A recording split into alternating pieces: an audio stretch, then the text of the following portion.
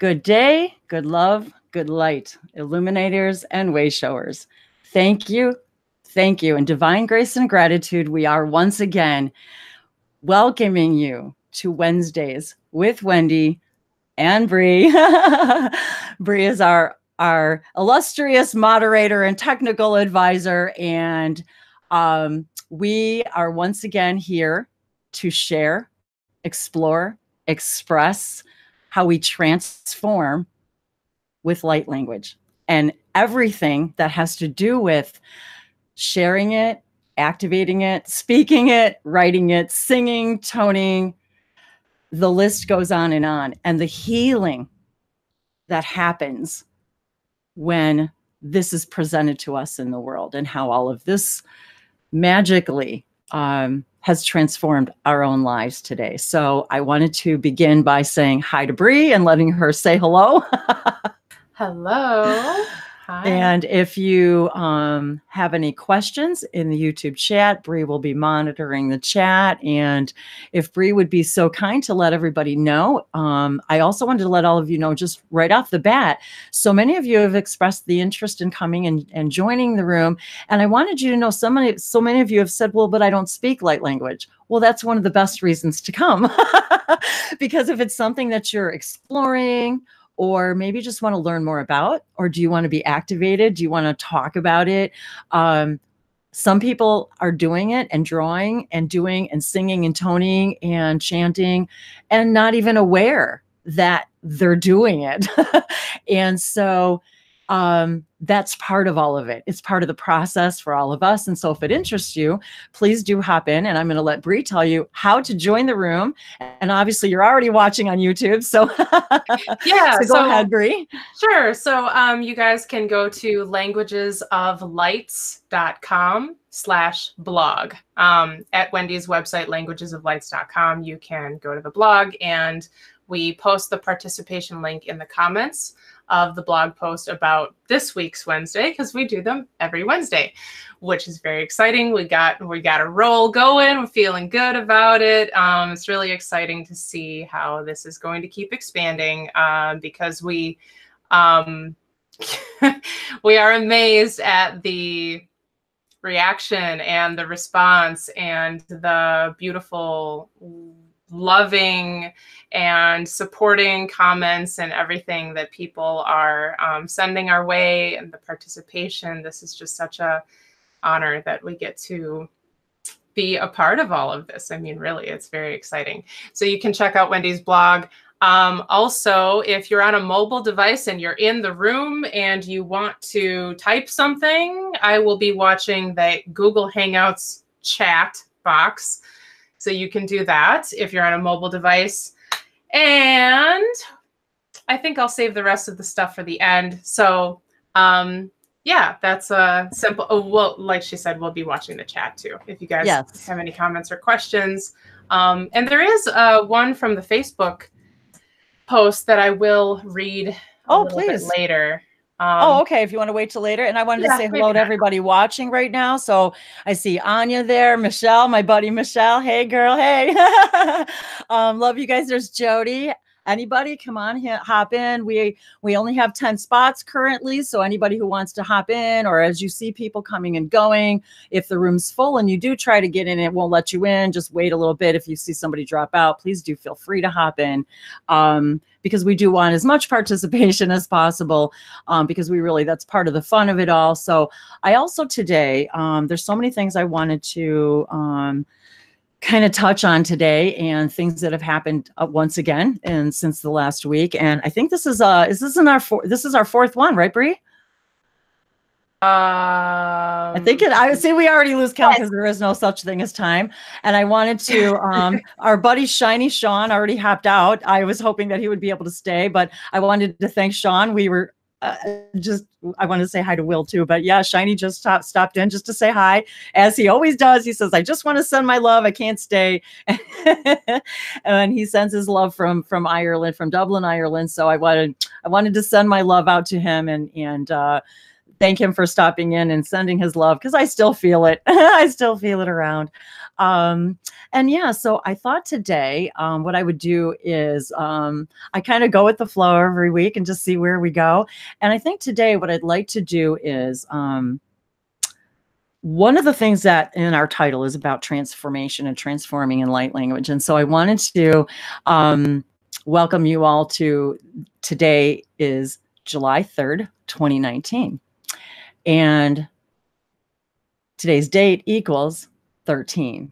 And the Syrian sacred symbol brought to us through Bashar, through Dear for transform is number 13. And this is also a being by the name of Cybo, C-Y-B-O, that is he's called the trickster.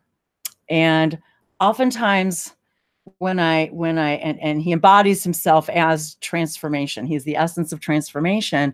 And I always think how funny it is how we humans are, we have to trick ourselves into transforming.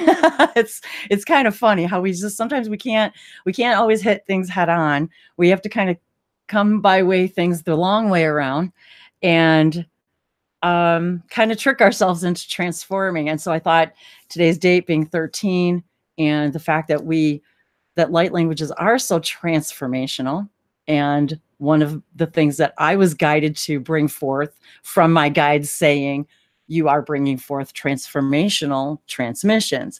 And so I thought that was very appropriate, especially also being in our title for these hangouts is expressing and transforming in light languages together. So I wanted to today, first I would like to offer an opening blessing.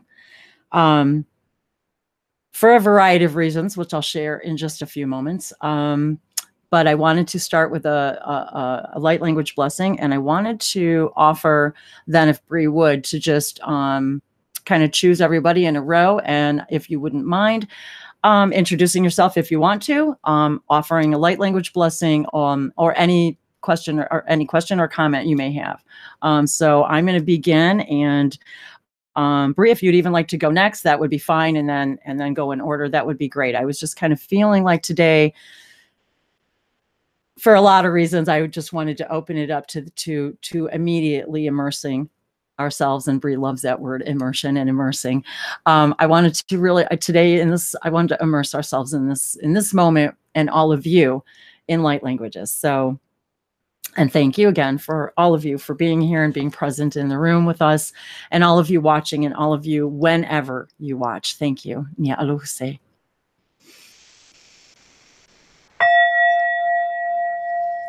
Ni sari indabliano kia sharakila sunasaki. Simali niamana korma I lariashano kolambaya taikia sasu. Minania taliambagio ashana selo comiana elete samaniando rukishe. Misariando diambakiala nia taliambakashana kiala isa sambaliantoko. Mahama liana miala koi amaki ama ishiashanante bilakose paleonona. Pa atashanate keelako samanariana namarko terashe. Arami Adama Eva kayambakoshana setako. Pesani nama laku apoko seta shanatela. Ahakotere shanateye. Imatare shekaliambariano ni amalakote anone amanako elestete. Epake shanamia lambia shonoso. Ahantoko tempeliano ne malakote sheke. Isulianana.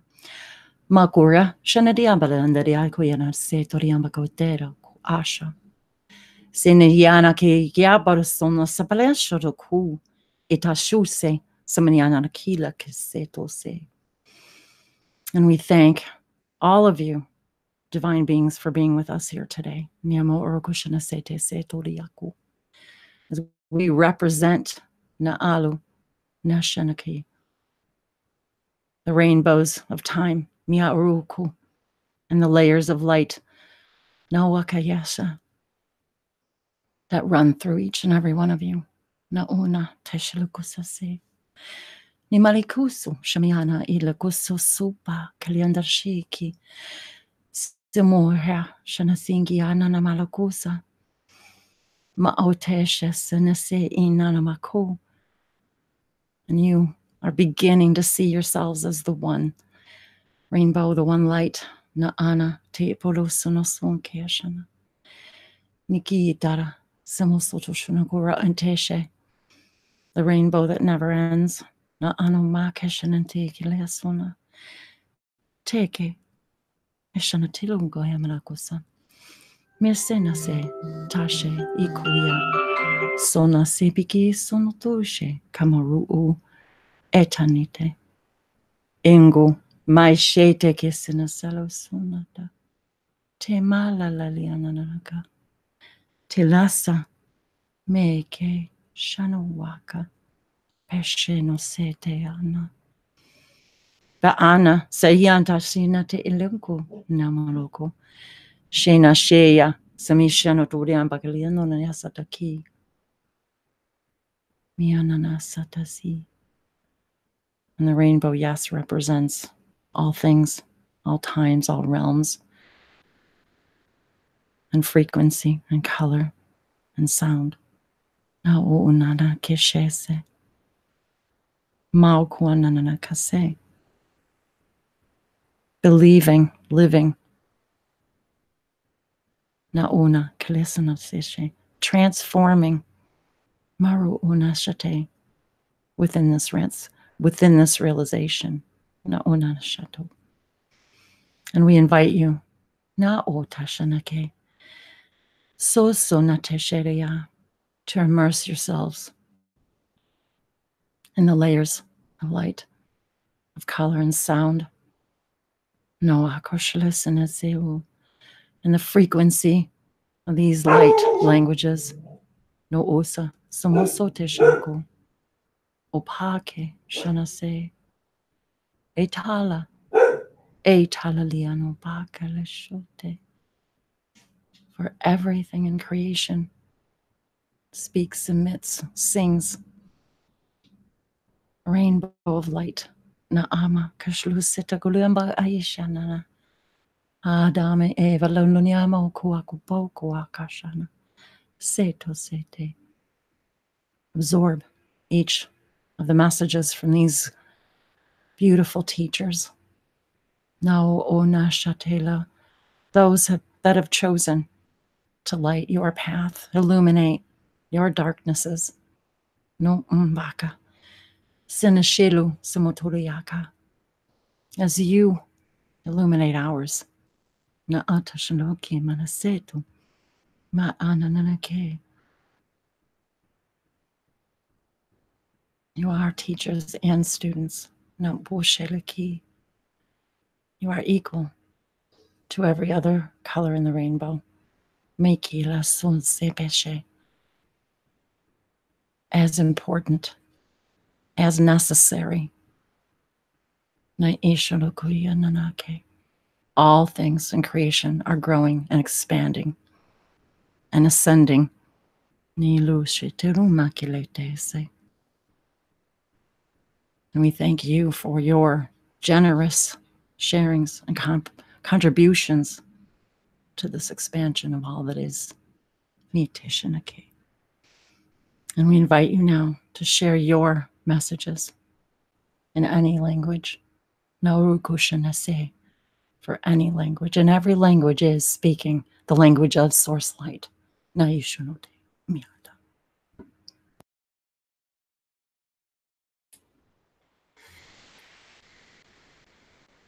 Hikyoto sesioto she. Nayesioto kehioto sharahanata. Thank you, Wendy.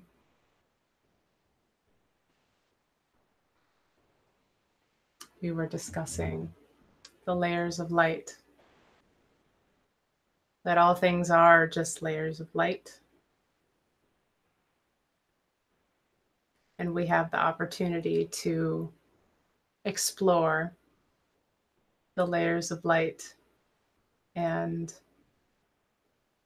transform the colors with our own intention. Nihikyotio sho ora etese. Antiot oke. Ma au oeshe io ho. Hantias ik io oehe. Anyat ish araat auk it is enna hai hias iti shusuuto shiki isi hinai yohuaha. Mau aura e annehe nahau ase aishi io o aya hanna hate e se yoto o aya antea kaya a io o anna anne ea io o ueshe I io o anna ayara ata mara e shanyo hoto keshi ni sehioko. We are blessed. And we are permitted to go through all of the experiences and ups and downs and lefts and rights and loop-de-loops that we have to on this journey here. That's what it's about, right? We're pretty stuck on this concept of perfection that we have been fed by society, by our own minds. But actually, it is the letting go and allowing things to be as they are that is the perfection we're looking for. Ai ish inati I huhuko oa ias ao oa na a ish I io o ata ani se ioto oshe na ioto oshe. Thank you. Would anybody like to go next? You can unmute, say hi. It doesn't have to be light language. Everything is technically light language, right? Just sending your good energy is your own form of light language transmission. So we open the room for whoever would like to speak up, say hello, provide whatever you feel. Hi, Dolores. Hello, my dear. Hello. Thank you, Wendy. Thank you, Bree. That what both of you brought here was so beautiful, full of light, love, and gentleness this evening. Really, evening by me, not so gentle and very, very nice and peaceful, and like in slow motion, love present itself. Thank you very much. You are welcome. That's exactly how I was feeling. I'm just feeling like peace, needing peacefulness. And you and Bree were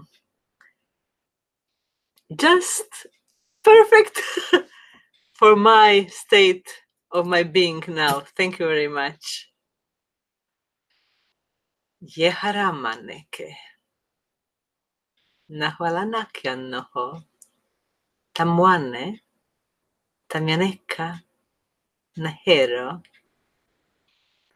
As our hangouts continue from week to week, that what I'm feeling is growing more and more. That field of love, of light, uniqueness becomes more and more full of light, more and more full of love, full of joy, and today gentleness. Yehereya, yehemahwane, ntarakayo, nalaneheyokonaha. Those light beings that are with us now there are many of them, are very, I could say, happy because our gatherings in such way we are doing it. Termane hinya kantelana hayo. Termane mahwana keyo. Because we are opening some portal for more light, more love, and more joy into our lives, into earth. La hireya, la haranako, nahvanaye, nahvanakeyo, emwa manate liranetake, yerenehiyakia, yerenetohoyane, mamamakya na hantalareke, mamwanatara ntlaranaha, vayo lihleya, vayo maranantaha, ehyaneke, ehyanava, vahvana oye, vahvana nakanaha, mirena, mirenahana, maranahavan antireke, layo, lahlavane, lahlakranahe, yantaheya, yantaravano, innekeya, maimawa, mayanako, echaranehe. My heart is open. It cannot be open more than it is now, and full of love to share with everyone who wants to take that what I want to give. Maramane, Hanelakarnahayo, Yanehwatntaka. That is the same love of all of us. My love, your love, one love. Ranakoyo, Yahmanakeye, love that we all are. Maraneta haya kanahavalana haya manakianaha. Yeneheya, yekiena hetyaramano. Yeneheya kietara hantaranahe. Lana kontaraho. Lahva anarokantayehe. Miamaraneheya. Miama ahvanake yahantare. Love you all. Thank you all. Namaste. Miasha te ena shia ka aisana to aka te isono dai hiema ki asana se. Te ashono te ela ki shana se lako. Thank you, dear sister. Thank you. Nia oma kasha ala ki zano to osha hita ki sana soto sono te she. From every and to every color of the rainbow. Iashota de ila senate. Niasho. Nahaneya kayawan ntera ntakarayaha. Loheya lohwanakiano ammawanaha. Amanti tarahayo. Amanti tehelake. Amanti vahwanakan hoyanaki harananaha. I understood that. Ika no amante elikisa no toshe kira kasato de shere ki ana eto ya.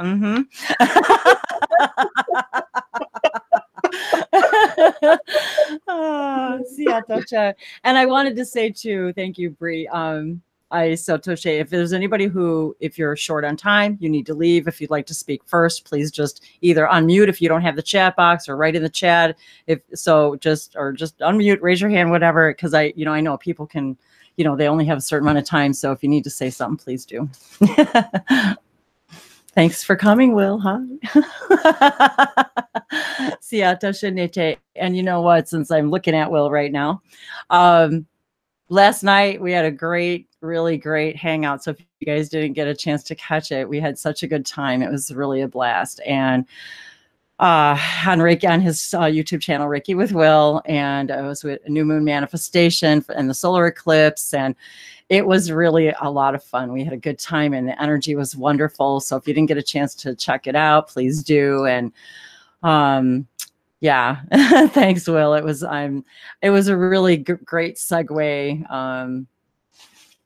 It was a beautiful part of the week. It was a beautiful part of the week. So it was really good for me. So thank you for inviting me to host and join, and thanks.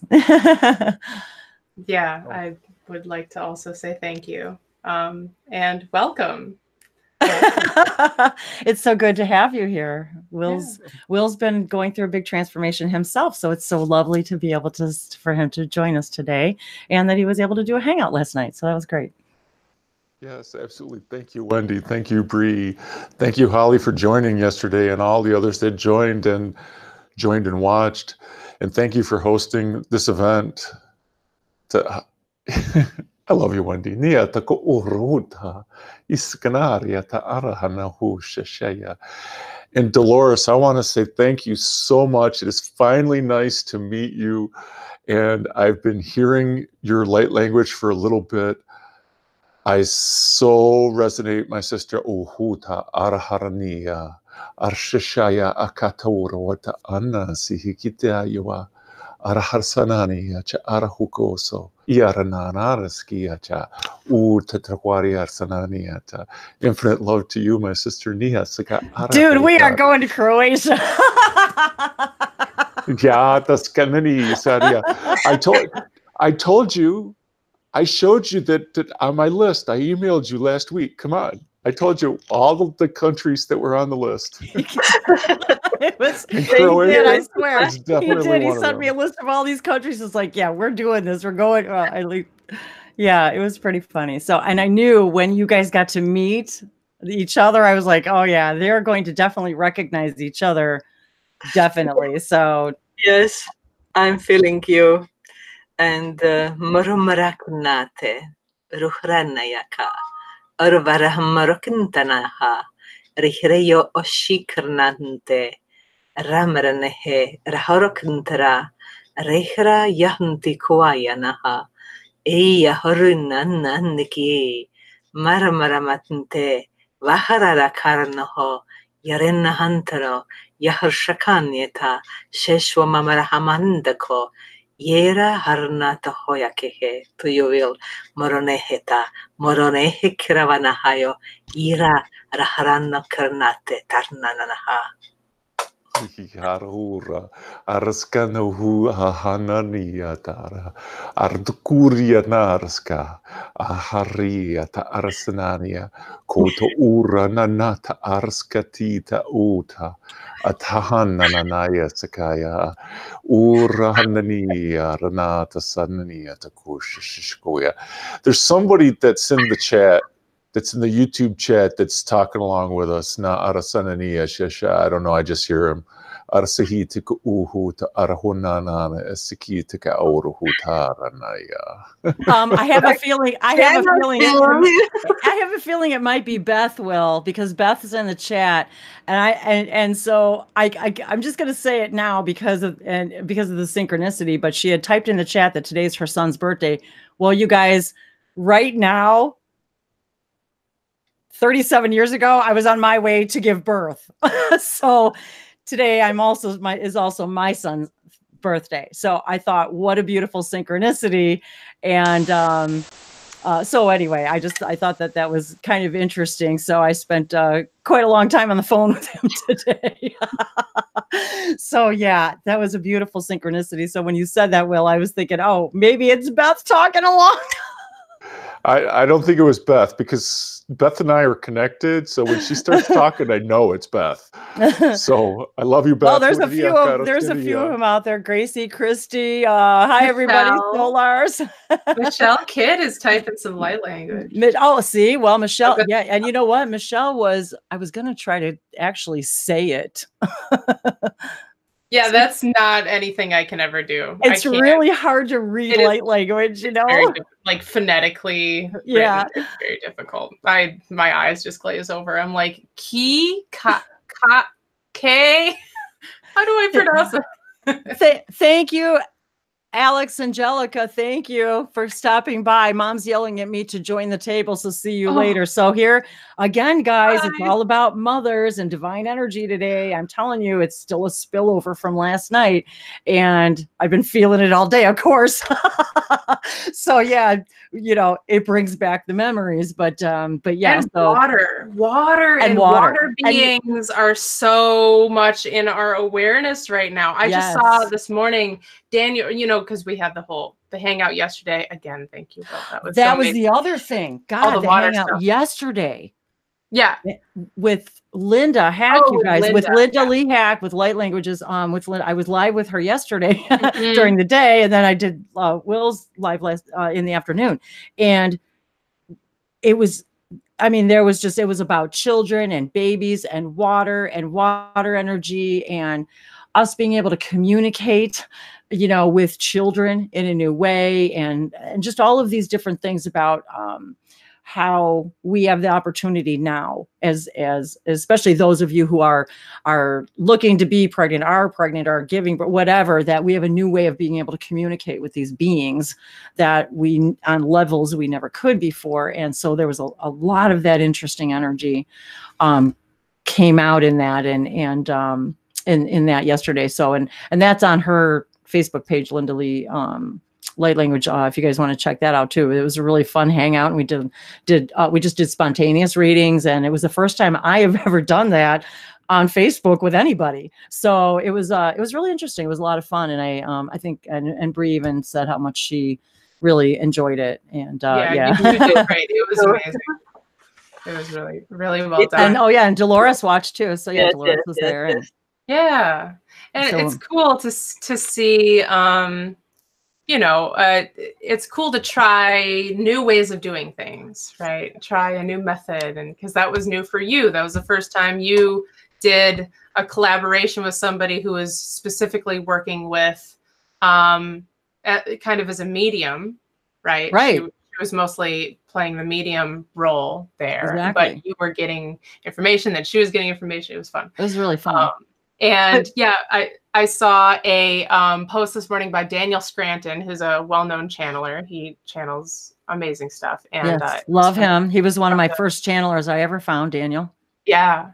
Kudos to you, Daniel. He posted this morning. Again, we're talking all about the water and the water energy and how the new moon in Pisces and the everything with all of that, and the fact that this was the divine feminine counterpart to the divine masculine counterpart, which was last. Actually, it's the new moon in Cancer and the sun's in Cancer at the same time. Both the new moon and the sun are both in a. Did I say Pisces? That's okay. I just wanted to correct it just in case, but because they're both in the crab water sign right now. Yes. And then somebody posted on Facebook about the crab nebula. Oh my God. Is pushing all this. And I'm like, are you kidding me? I was going to talk about that today. I'm so glad you brought that up. So anyway, I didn't mean to interrupt you. So go back to your thought. I'm sorry. No. I'm really glad you brought that up too, because that's another part of this. Okay, so going back, Daniel Scranton posted this post, this channeling, and I haven't seen his channelings come up in my feed from him specifically. In a long time. And it was all about how pretty soon humans are going to find and publicly out evidence of extraterrestrials in our oceans. And they even said in the channeling, you guys have probably seen information recently about how articles saying how are octopi from Earth? They're obviously extraterrestrials. You're reading my mind, Bree. I was just going to say how you and I talked about the Octopus Collective the other day, and I was drawing about that the other day, and I was drawing symbols, and she's like, "Oh my God, that looks like the Octopus Collective, like an octopus." And I'm like, "Well, that was it then." I said, "And that's the symbol for the Octopus Collective." And yesterday, Linda and I were talking about that too. But anyway, so he posted that channeling right after we had this hangout for the new moon in Cancer. I meant to say Cancer. And all of this information about water and water energy and the divine, this Cancer new moon was the divine feminine counterpart to the divine masculine new moon in the beginning of 2018, I think. Do you remember when that was? Maybe Will remembers. I don't. It was like April or something of 2018, I think. I don't know. Oh, and he says Cancer is the divine mother also. Well, that's why I'm here in St. Pete. Yeah, he just relocated. Will did to St. Pete's in Florida. From Rochester, New York. And so I was typing something, so I didn't hear exactly the question you were asking, Bree. I was listening to information. I think it was from Magenta Pixie, who has amazing information she brings through. And I think if I remember correctly, the divine masculine counterpart to the full moon, new moon now was last year. The divine masculine counterpart energetically was at the beginning of last year. So this is like now the merging has now happened.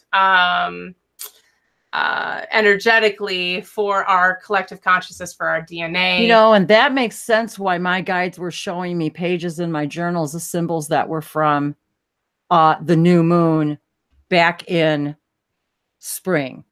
Huh. Very, but it was last year. Yeah. It was last year that they showed. Yeah, not this year, but last year. So that was very weird. Yeah, it's pretty cool. I'm pretty sure it was from last year. Anyway. Pretty cool. Yeah, so we have just a lot going on as far as the water energy and the emotions. The emotions. All up in. And that's funny that you mentioned the water too, because when I'm sitting here thinking about today and everything, and right before you said something about water, I was thinking about when my water broke. Oh, that's another aspect of water. I was like, but giving you guys, birth. I just want to say before we go on to the next light language, I just want to say that this is the message that truly I've been receiving for the last 2 days, and is really the balance, bringing back the balance. But it's about understanding once again that we really are giving birth to ourselves over and over and over again, moment by moment, and it's only our belief systems that prevent us from realizing, manifesting anything that we want. We're understanding that now, that we have that ability to become aware of that and actually start applying these tools and watching what you put out is what you get back, watching the mirror happening. And it's been happening to me and Bree and so many other people I've been seeing lately. It's happening to so many of us. So we really are learning that this is a rebirth, a new birth of ourselves every moment. And so anyway, I just wanted to throw that out there too. So yes, if there's intense. So thank you both. I knew you guys needed to meet. So I'm really excited that Will and Dolores got to hear each other's light languages. So I'm sure there'll be more of that today. So yes. Kids, we're all family, you guys. We're all family. I know if I feel it now. Yes, we are all connected. Yes, we are. Absolutely. So yeah, I've always and beautiful, perfect way. Yes. And I've always lived near water, and I still do, and I love being near water. And so there's something very, very obviously magical about it. And of course it's, water is life. And so I was just thinking about Wellness Hero the other day, Will. Just wondering how he's been doing. Brian's doing amazing. He and I are scheduled to have a phone call sometime tomorrow and catch up. I saw him before I headed south here to St. Pete. And we always sync up on the new moon and the full moon. Yeah, yeah, he's a totally amazing soul. I was just feeling his energy, and I don't know, I was just thinking about him today, so I just thought I'd ask how he was doing. So yeah, anybody else who wants to go next, say something, speak languages, offer a comment, anything at all about anything to do with light languages or any of these subjects at hand. Well, I would like to say hello to everybody who's in the room. I realized we forgot to do that. We have a few people, so obviously we said. Yeah, so please do. Yeah. And hi, yes, Will. Hi, Dolores. We have Don and Holly and Zamara. I think I might choose Zamara. Hi, Zamara. It's actually Zamara. Hi. Zamara. I'm a little in over my head right now. When I say over my head, talking a little bit about this, and I have had, you know, light language experiences and contact experiences, and I have a YouTube channel where I'm like very well versed, I guess, in like more spiritual concepts like occult and esoteric concepts. But when it comes to light language and this sort of aspect of my spiritual connection, I guess I haven't really fully expressed that or come to integrate that into who I am. So I'm really excited to be here with you all. I don't really speak light language. I've done quite a bit of writing and drawing. But yeah, I'm really excited to be here because I feel like I can learn a lot from you all. And it's actually really refreshing to be in an environment with people that it's like, oh, holy crap, I have to actually step back and learn something. It's nice. So thank you for having me. Oh, Oh, you're wow. welcome. Thank you. Zamara. Sorry about that. And yes, I've actually, Oh, it's okay. I subscribed to her channel. Thank you. So Yeah. yes, I do. Yeah, And you know, it is lovely. channels, that I ever followed on YouTube when I first kind of got down this whole path. And I could remember making playlists of your videos and falling to sleep at night listening to them just because it brought me so much comfort during Oh my such a gosh. distressful time for me. So yeah, it's like, it's really awesome to be in contact and talking with you. Oh my It's a big gosh. deal. Oh, that's so exciting. It really, that I always feel so giddy and flattered because I am. That's because Wendy's so awesome. Oh, that's Yeah, so you great. are. Oh my God. So you made me all lovey and tingly now. So Aw. Well, so that's sweet. really sweet. That's really sweet. I know Oh. I have done the exact same thing. There's a lot of comfort that Wendy brings through, I think, from it's intergalactic comfort, right? It's multidimensional, good energy that we are all now tapping into, and we can all express in our own ways. And Zamara, I would like to ask you, because you have been writing, and you sent me that one page of the symbols that you've written. When did that start for you? Would you be okay? Yeah, with would you like to share about that? talking? Yeah, so it's really weird when it all started. So it seems like when I started recognizing it was something else was much different from when it actually started. So it wasn't up until like a year and a half ago, maybe, that I started looking into like my spirituality more, and specifically like extraterrestrial connections, possibly.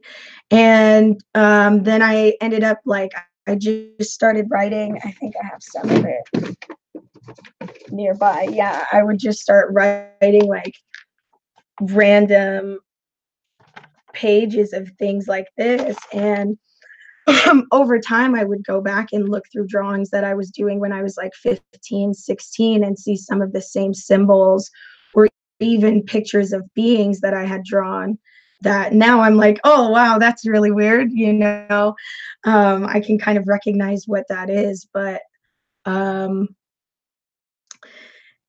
yeah, like I said, I haven't really done much exploring on that side. I guess maybe out of like fear of the unknown. And it's not the same as like studying, like I said, like esoteric spirituality or occultism, where there's a manual and a guide, and Very it's kind of true. it's much easier to talk about than this, I would say. Yeah. Or like easier to conceptualize, you know what I mean? It So is. it's really something I had to wrap my mind around. Well, isn't that interesting too? Because if we look at the human collective journey of evolution and uplifting ourselves up out of the muck, isn't that interesting that now we're given this tool where you have to go inwards. There are not answers outside. Now we can talk about it, we can discuss, and we can get other people's opinions and how does this feel to you? But ultimately, that's like me calling up a different planet and saying, hey, different species on a different planet that is completely not me.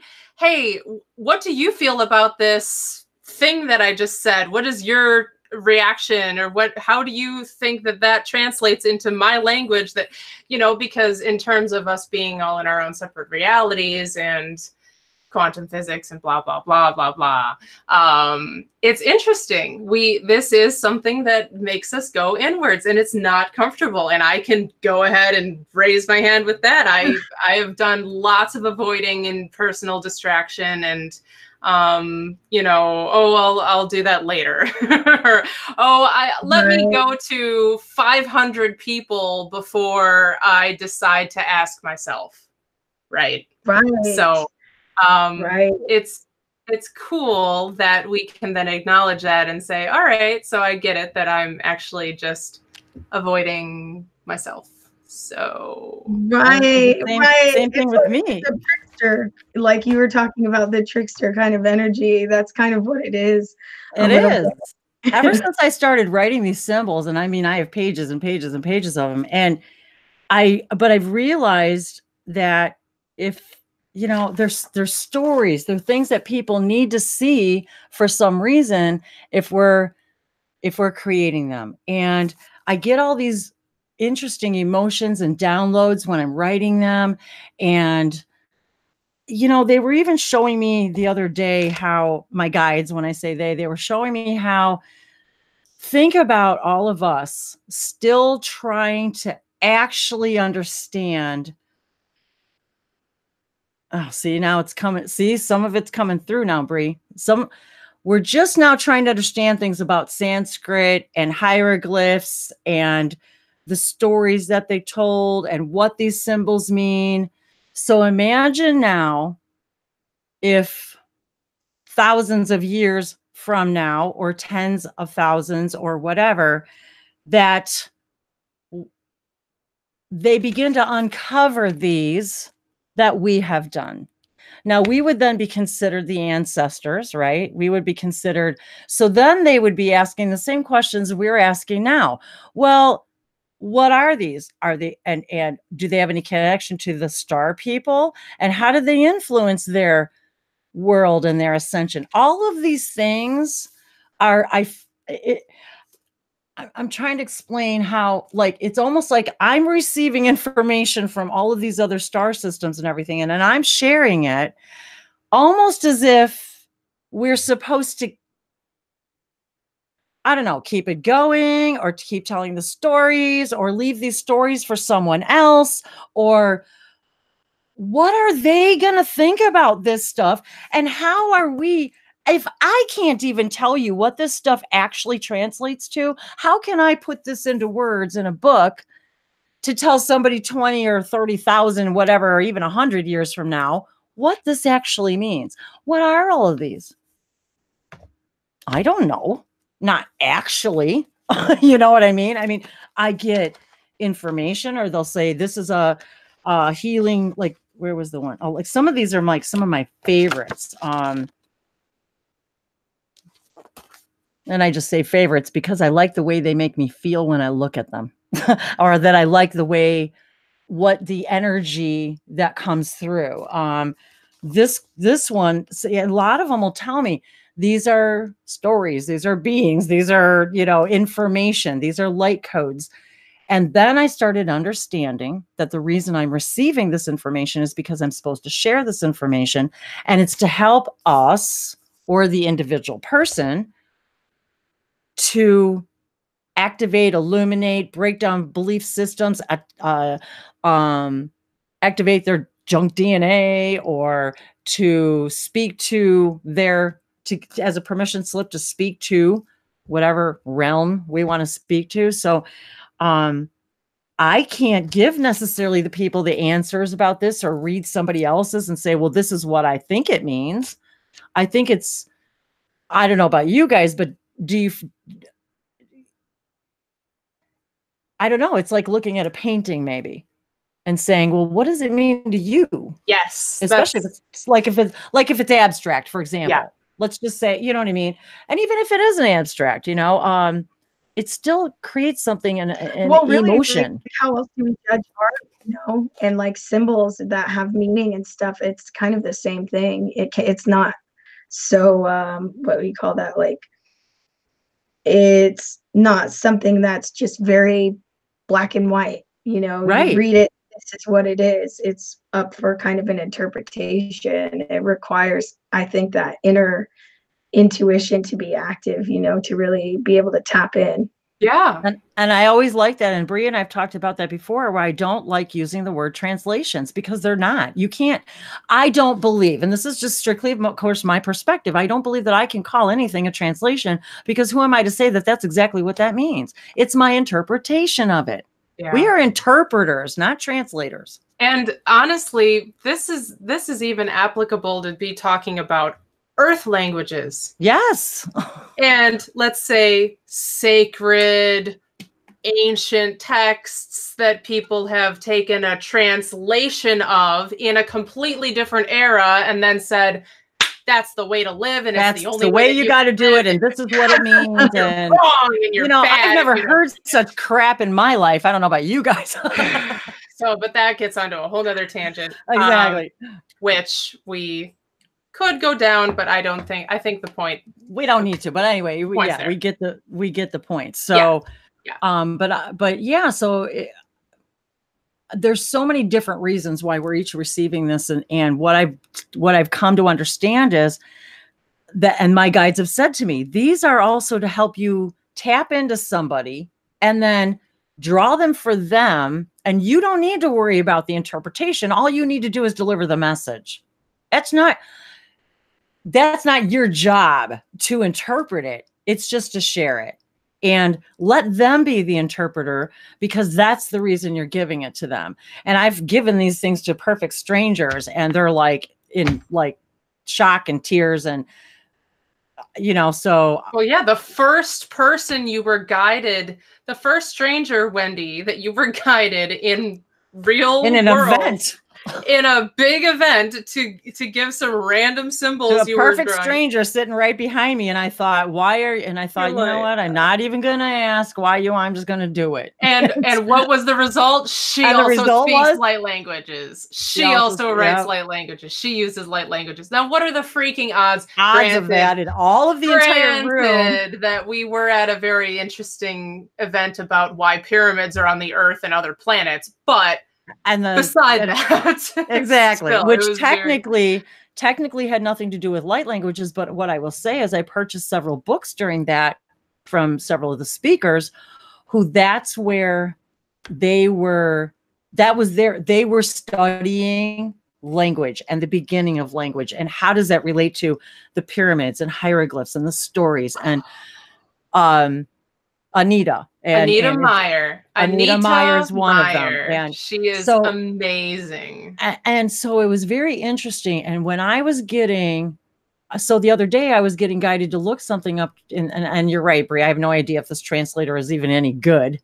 You know what I mean? It's just a computer generated thing where you type in a word and it gives you the translation in Sanskrit. So I was playing around with it because I thought, well, wouldn't that be fun to play with? But I realized it was because they wanted to start downloading this information to me about all of this that we just started talking about. Can I back up then? Please do. I want to back up a little bit. Plus, I want to make sure other people get to talk. So I do too. Yes. And please type in the chat or say if you would like to go next. Please. We want to hear and thank you, Zamira, because do you see how this opens up a whole new portal of conversation? Yeah. Portals. Back to the portals. Right. And there's something going on with my Facebook. I'm trying to pull up that image of your symbols, and like all day, Bree, it's not just you. Every person on Facebook today is having problems. I posted stuff I couldn't post today. It was giving like blank screen when you would post. It's something's wrong. So weird, because I was just watching. Yeah. I was just reading Hand of Hannah. She created the Keepers of the Codes Facebook light language group, and she does light language tattoos, which is so cool. I'll talk about that at a different point, because that can literally change the energy of your body, but you have to be very specific with what you are permanently imprinting on your body. Anyway, she just posted, I'm being guided to not put all my stuff on social media, so I'm creating something elsewhere. And she posted this link, and now you're saying this about face. I didn't even know it was down. That's interesting. But if I can pull up your symbols, Zamira, I would like to show everybody, because they're even asking, we want to see the symbols. Do you have some? I have some around here, so if I find some, Please. I'll look real quick. Great. Yeah, do the shuffle. Do the shuffle. I'd like to present those. But taking a step back here, we started talking about just now a lady who began researching into the origins of human language and the origins of language connecting with ancient knowledge and the monoliths and megaliths and pyramids and other types of giant mystery structures on the planet. And in her research, this is Anita Meyer. You can look up. And yeah, we'll post the link to her amazing stuff. She actually lives in Wisconsin, I think. I don't know. I think so. I think you're right. She used to. My hometown. Well, home area. So she presented in her presentation at the Global Pyramid Conference about how, first of all, one of the things she said was from a bird's eye view, okay, looking down at the Great Pyramid of Giza. If you look at the internal structure of the Great Pyramid of Giza from a bird's eye view, it's mapped out as though it's symbolically representing or drawing, I guess, the Hebrew letter for I.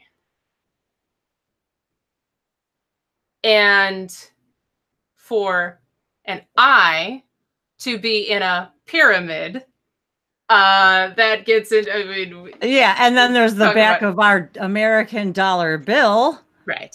And the 13 steps, and that's a whole other, the rabbit hole. The rabbit holes don't end, guys. All connected. If you're looking for the end of a rabbit hole, good luck. That's all I have to say. And lots of great information too going on in the chat, you guys too. So I'm kind of going back and forth too. So yeah, it's really fascinating. Well, so anyway, to wrap this up, she then she got with a guy, and the guy has this computer program, and I'm going to see if I can pull up the image here because I took a screenshot. I was so blown away by this. And we've briefly discussed this before, but this is like one of those top fascinating things that I've ever come across in my whole life type of amazing. And it was about, the book is linking, how do I explain this?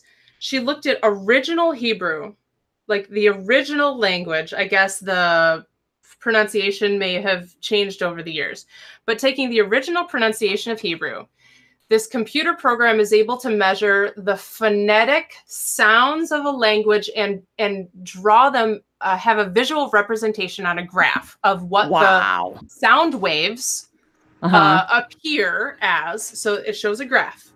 And what she did was she did an experiment with this guy, and I'm looking for the image, which I will show when I can find it. But she spoke every single letter of the original pronunciation of the Hebrew alphabet. She spoke it as it's meant to be read. And the visual representation on these graphs literally looks like the letters themselves. That is very, very interesting. That that Hebrew as an ancient language like Sanskrit, yes, are light languages. Exactly. And this is exactly what my guides were showing me this week about the layers of light and the light languages and Sanskrit and the beginning of languages. And they kept saying to me, you were there.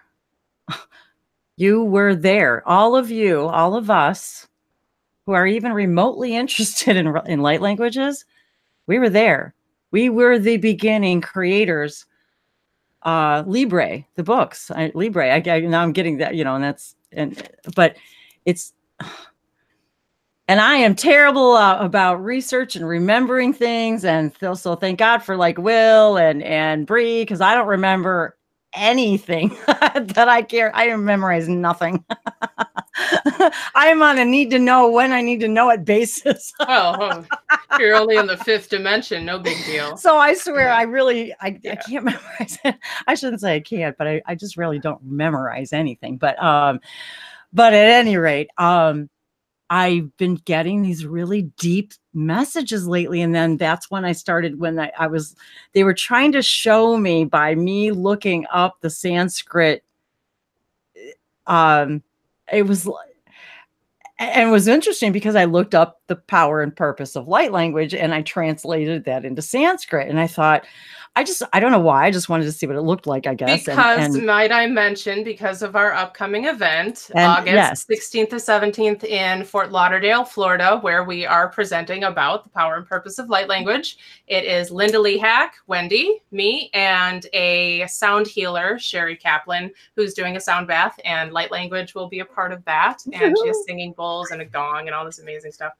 And so if you guys want information, go to languagesoflights.com/events. On Wendy's events page, you can find information about that. Please join us if you are even remotely in the area. If you are on planet Earth and you are being drawn. This hotel, oh my God, it's called B Ocean. It's nice. It's this place is, and it's turtle watching season, and I'm just, it's going to be pretty amazing. And so all of that is adding to all of our aquatic synchronicity. Exactly. So all of this water energy and has just been part of this whole thing. And I know this light languages and the symbols.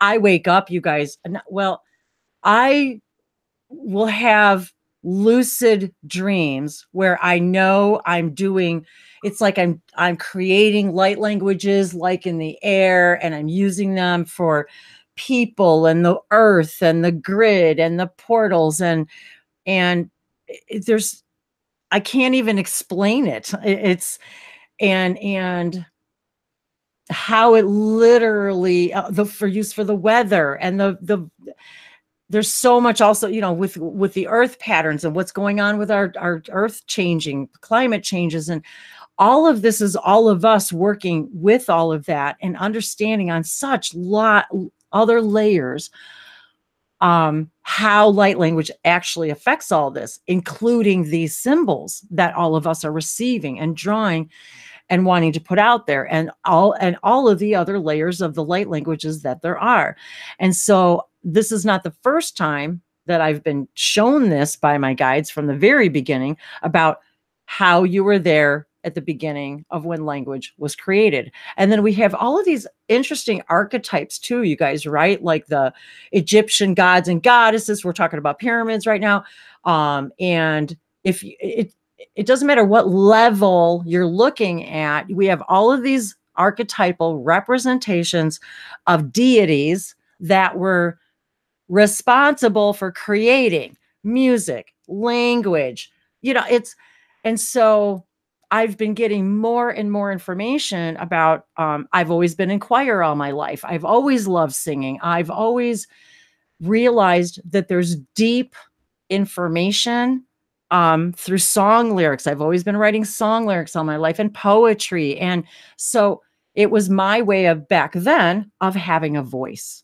But what I began to realize recently, even more so, is how each and every one of us are playing this very important part of how I can't even really explain it sometimes, how we were there at the very beginning of creating language. And yet it's almost like with Linda, she really wants to re-bridge that, that stereotypical terminology of speaking in tongues and making people understand, not making people understand. That's not the right term, but to present the perspective that it is light languages. And I've always believed, as soon as I heard about light languages, I thought, oh, well, that's the same thing.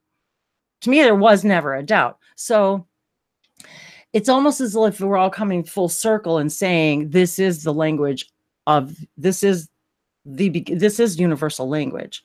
And we're also learning all of the layers of how of this language how we have decided collectively how these languages are going to be distributed throughout all of creation, and in what forms, and how now we know, even and Will being the mathematician, math equations create manifestation. A mathematical, every single thing can be reduced to a mathematical equation, which is how we move through time, which is how we move through space.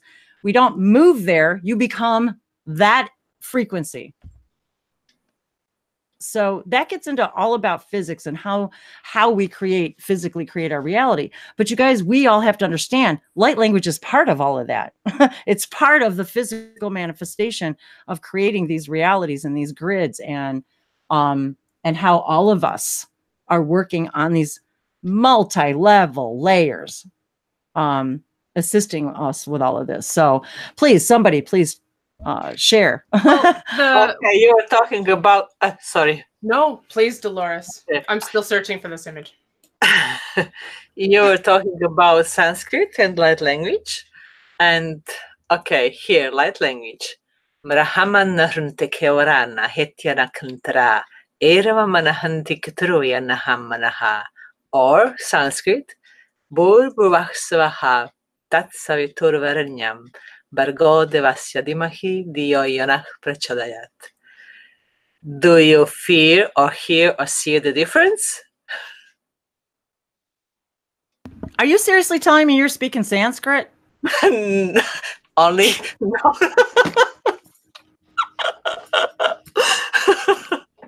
I mean, you know, people do. I speak or sing mantras.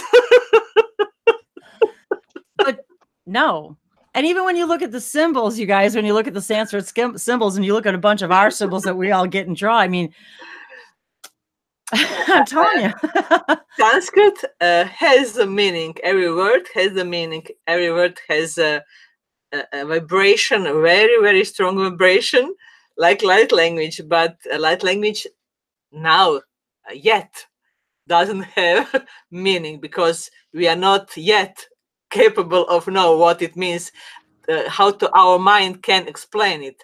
But Sanskrit, yes. Yes. Asatoma Sadgamaya means Asatoma Sadgamaya, Tamasoma Jyotirgamaya, Mrityarma Amritam Gamaya.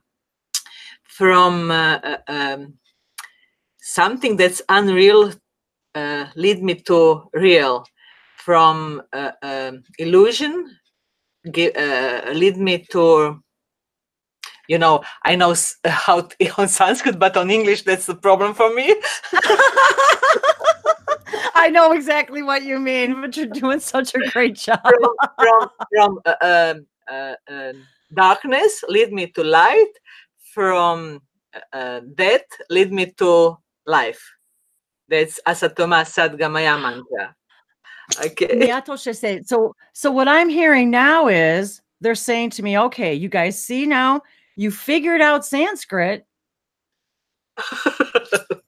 No. You figured out what Sanskrit is, so you learned how to interpret it. So what makes you think that at some way, shape, or form you won't be able to? And are we all begin to interpret our own light languages, where we're receiving the English translation or whatever, you know, language we speak, we're receiving the translation, you know, while we're also, we get the light language, then the message, light language. And it's happening with more and more of us, with me, with Will, with you, with Bree, all at Holly, all of Don even. Yeah. And I want to make sure Don gets to talk, because he didn't get to talk last week. So I want to make sure he gets to go. And hi, Christy. I wanted to say hi, Christy. Thanks for joining too. I just wanted to say hi. So hello, Wendy. How you doing? Good to see you here. Thanks for coming. Oh, thank you for having me. It's wonderful for you to be here. Thank you so much. So yeah, I just saw, Bree. So you said you found an image. What do you want to show us? Okay, so this whole time I'm like, blah, blah, blah, blah. I want to show you this image. Okay, here it is. All right, so this is a direct, let's see, screen share. And yes, Will needs to go first. Will needs to go too, so. Oh, please. I mean, he wants to speak. So if you need to go, Bree, or Will, go ahead. I'll be here all week. So I just wanted to say something, since we're on Sanskrit.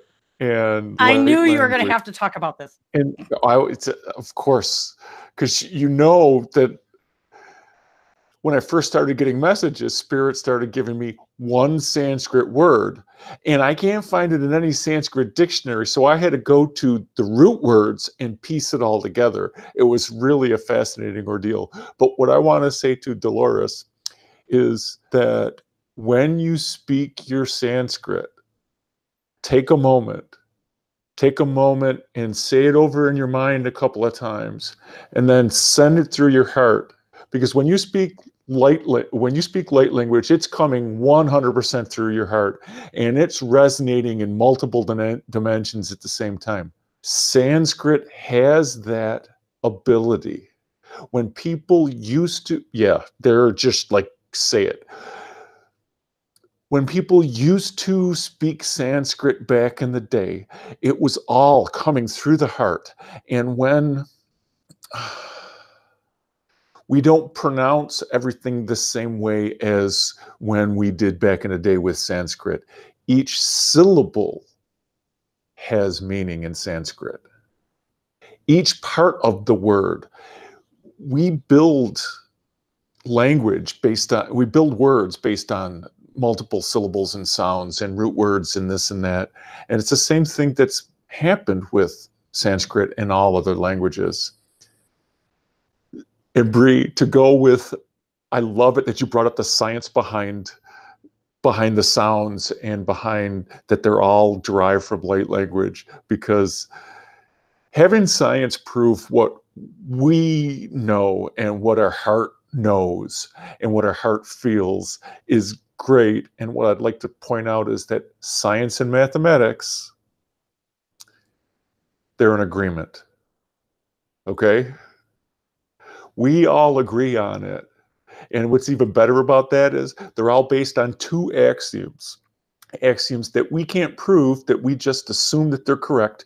And it's the concept of 0 and the concept of 1.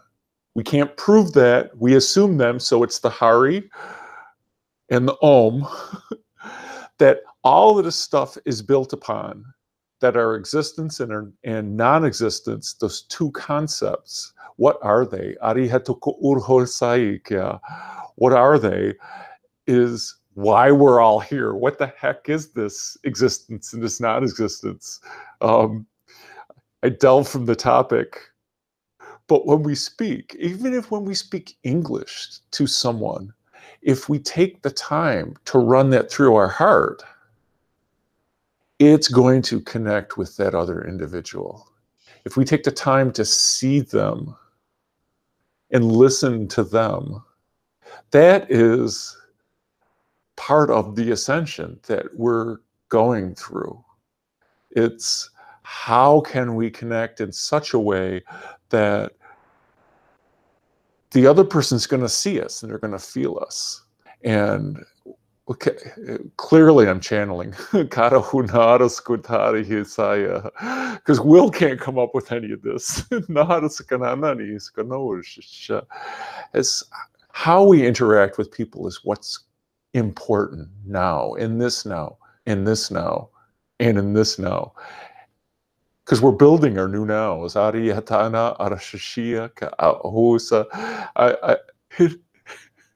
to turn the channel back to you because I'm going to have to go record a video now. Good, you better. There you go.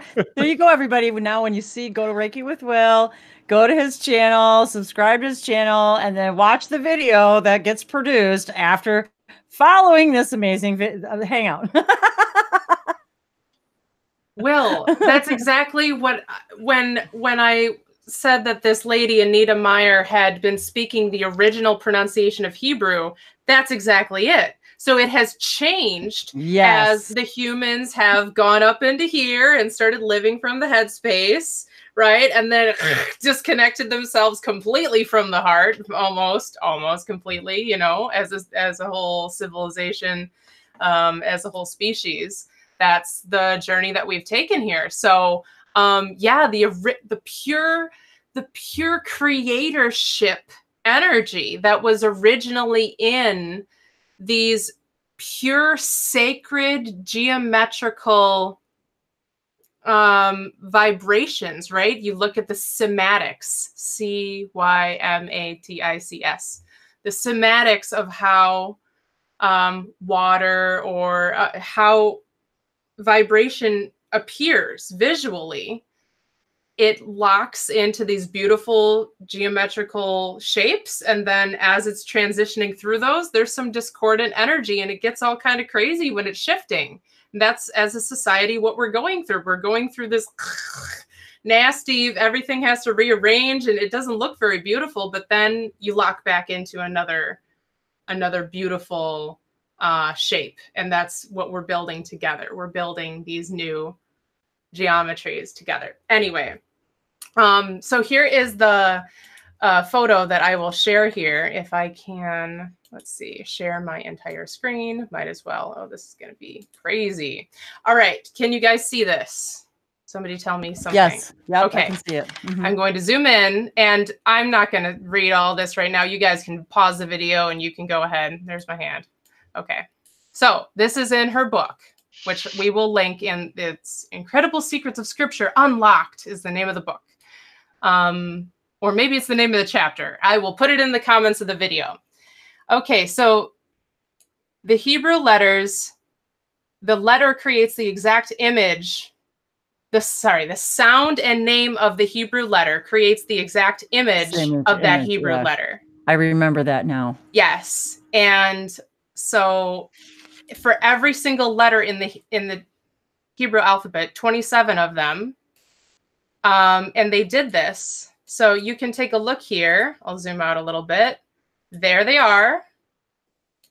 This says the parameters are not possible to use to get whatever shape one desires. It's not. So what she's saying is this program is not set up so that you can just like, oh, I want to make a pretty shape. Right. You have to actually say these things. That's how the program works. So there it is. And, you know, that's interesting because my guides have always showed me how our light languages and our symbols and our hand signing, toning, how it literally changes and shifts the kaleidoscope of the energy. And it changes how our light being sees us, how they see us, how our light shifts and changes. And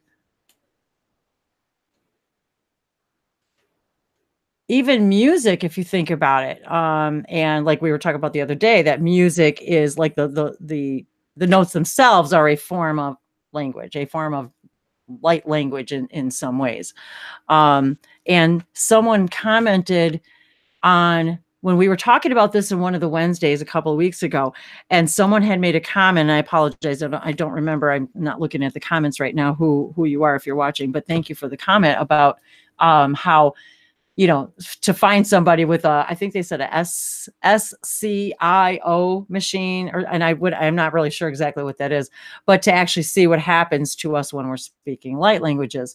And it would be very interesting for me to, in like what we've been talking about all these other things too, is just to be able to see what colors maybe are potentially transmitted, because I have a feeling that there's layers of colors in our languages that we speak, especially with light language. For some reason, I'm feeling or hearing that there's colors that we just can't even physically see with our eyes. Oh, for sure. You know what I mean? I mean, I know they exist. Range.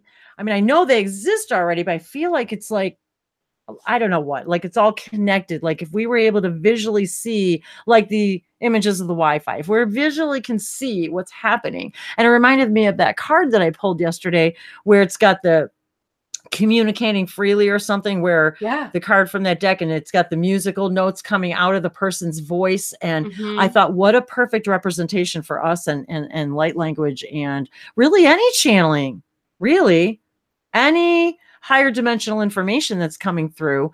We're learning to communicate in different layers, in different ways, raising our vibration to then experience that reality. So they're in the higher dimensions. As we do ascend, we physically, we perceive different realities. And so people say that as they shift into higher dimensional realities. They are suddenly seeing vivid colors that they've never seen before, and their reality just becomes, well, and that's what the Celestine prophecy dreamlike. talked about. Once we started wearing, they said once we started becoming more aware and awake, and that we would start to be able to see the auras of each other and trees and flowers, you'd be able to see, you know, the light around it, and our own, you know, aura lights, and so the natural part of the human awakening to its own innate gifts, that we are all given these abilities. And that's what's so cool about light language. And you can intentionally use it to open up, though. You know, I was just reminded too, I wanted to say hi to Ivy, and I wanted to say hi to, because she couldn't come. She's been working on getting, if you guys remember Earth Star Village, she was in a couple of hangouts, and she is getting the campsite ready to go for her campsite thing. So I was hoping she could come in and tell us about it. But anyway, if you guys remember talking about motherhood and birth and all that, the kitties, the cosmic kitties that we were all speaking light languages to, who had the litter was born the next day. So she just sent me pictures, and well, she was trying to send me pictures today, but they're just now starting to like open their eyes and get more active. And so she wanted me to let everybody know how they're doing, and everybody's, you know, how they're doing well. She said, you know, pretty soon, forget how long now, a week or two or something, and then we'll start to actually, you know, be looking for, you know, real food and things like that. But the reason I brought it up was because, again, I'm reminded, I was reminded again about the cats, and how I've been hearing all of this information we already knew, but how amazing the feline beings are, and how I've been feeling this amazing feline energy lately, and how they really are representations for us. And this goes back to the Egyptian days, right? With, you know, with the feline energy and the Sphinx, and they're the cats. And they've been showing me how our cats are literally teaching us how to see into the multiple dimensions, because they can. And now we're learning through science, and that cats can actually see the visible threads of our connections to the physical objects in our environment, to our lifelines, so no wonder why the whole cats have 9 lives, and how that whole thing has formulated. But I've been receiving strongly lately this Lyran idea of them teaching us through our feline companions how to do this, how to see this, how to see our reality in a new way, how to see each other, how to see the threads of each other, and how we're each connected in new ways, and how logical is it, right? Because a psychic like Linda, and this has happened to me, many psychics can hold up an object, an antique object, and they can begin to see the life that this object had. They see the lives and the threads and the energy and the visions or the feelings or whatever of who's been holding that object. So I just wanted to interject that, because for some reason it felt like the Lyrans were saying, hey, you know, we're here to show you something and teach you a whole new layer, a whole new level of looking at your environment. And your feline companions have been here trying to assist you with this all along. And so anyway, I was just feeling that energy for what it's worth. I also heard a long time ago in a channeling, and I don't know about this, but that one channeler said that they taught us, that the Lyrans taught yoga to human civilization and specific body movements. Now, who knows? Maybe it wasn't the Lyrans, whoever. Obviously, as we're learning, slowly but surely, as a human civilization, everything here is from the stars. This is a seeded planet from the stars. We are from all different places all over the stars, all the plants and animals and everything. I'll do a plug for Jacquelin Smith's book, Star Origins and Wisdom of the Animals, where she actually channeled, you know, animal collectives and specific animals telling this. And that's what light language has done for us too. It's helped us connect to the animal kingdoms. Yes, in ways that is real. Right. When you start to experience it, it's very profound. It really is. And I want to say to you guys that they want to say, because of course I'm, we, they, whatever. Whatever. It's all the same thing. And you guys all need to realize that too. It's all the same thing. So when you're tapped in, right? So we have to remember, you guys, we like to put things in boxes and categorize because we're human, and that's how we do things, because we're here to understand separation. But we have to remember, this is the now, and guys, remember, there's Lyrans and Sirius star systems, and they're like, stop putting us in boxes, stop categorizing who we are and where we live. And there's so many hybrids. You guys are so shallow minded, you don't even comprehend what's out there. So again, they're saying even more strongly than ever, try not to box us and categorize us, and try not to box and categorize what the information that you're channeling. We still are so stuck on the idea that if you're channeling information, we've got to somehow validate and prove who or what we're speaking to. And again, if it's coming from this place of higher intention and love, what difference does it make if the information is useful to you? So again, all of us that are channelers, and all of you are all channelers,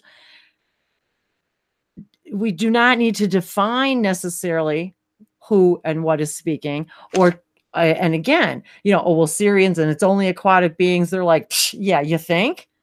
No, no, not even close.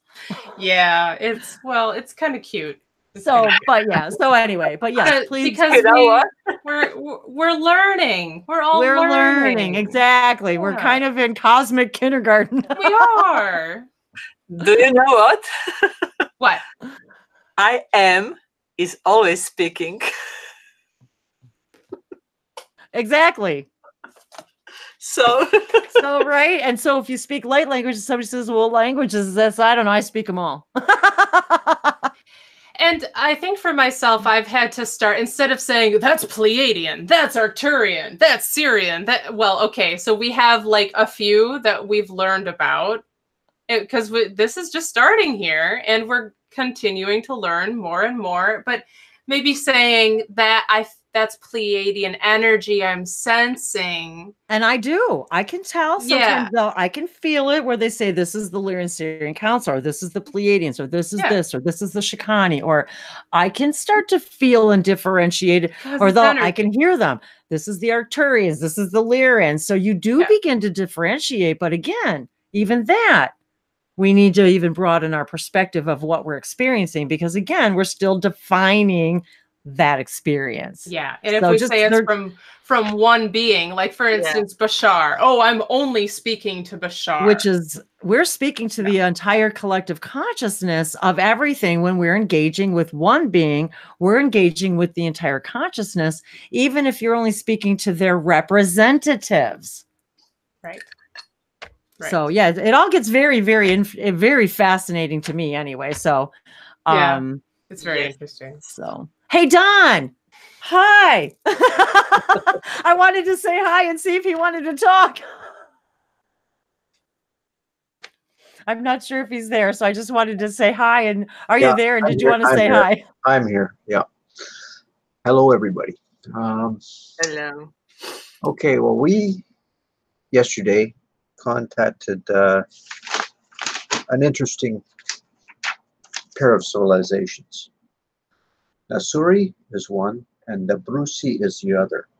And if ever you need love, call on the Brucey. Okay, I just wanted to say that. But anyway, I'll try and speak a little the Brucey. I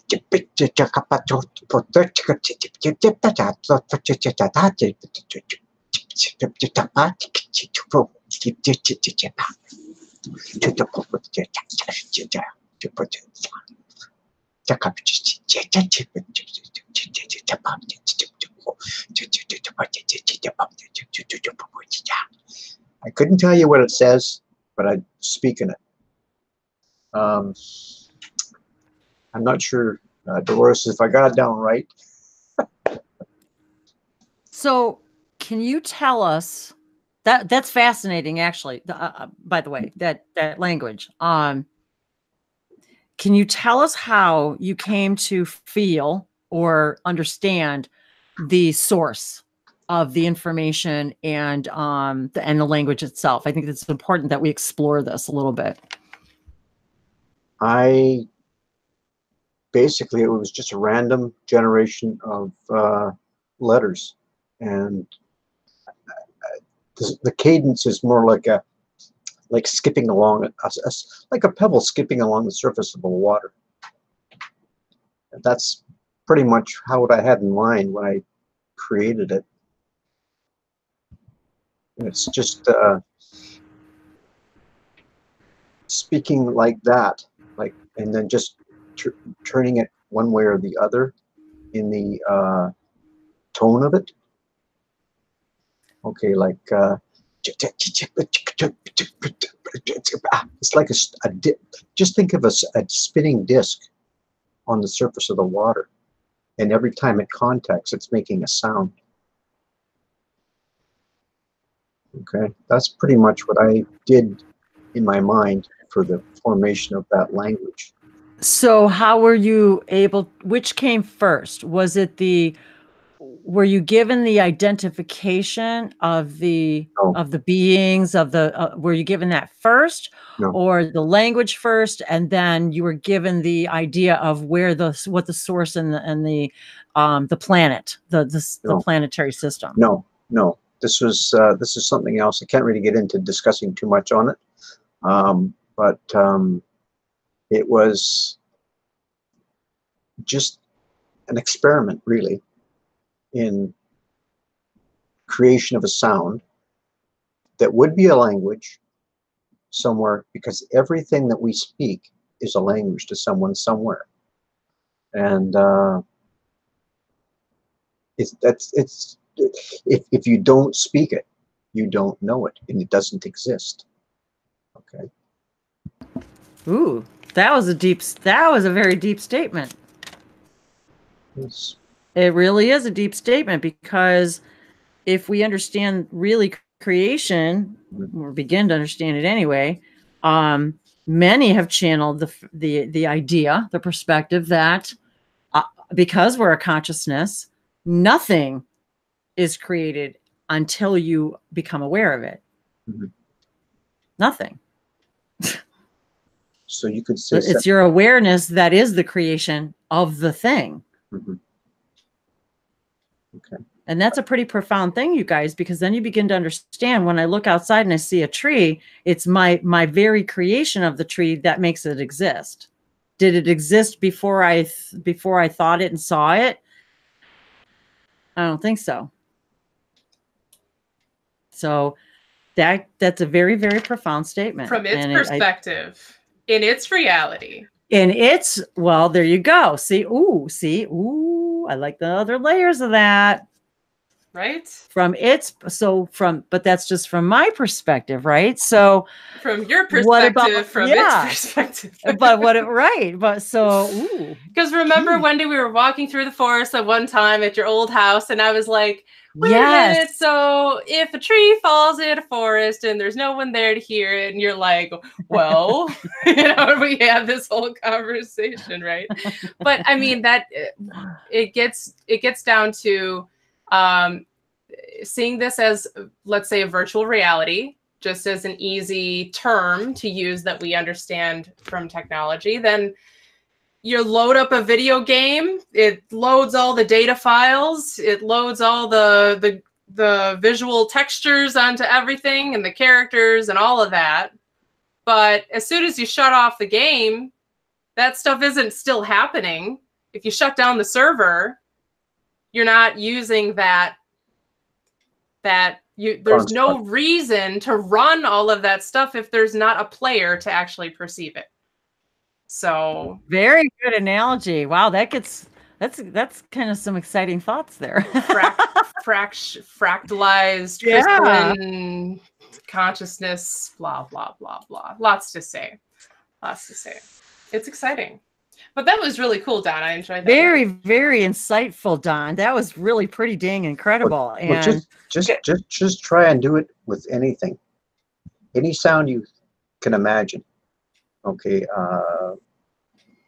like something simple, like even something as clicking your nails together. You know, that's going to be a language in some civilization somewhere. yes, you're absolutely right. Simple. I agree with you And wholeheartedly. just attack it in a simple fashion. Don't make it too complex. It doesn't have to be complex. It's got to be simple, because everything, the best things I've done were always simple and easy. And playing, right? It's playing with, instead of like, I have to do it right. There is no right. Just let yourself do it. Yeah, have fun. Yeah, create it. Yeah, create, play, enjoy, experience. There is no right or wrong, you know.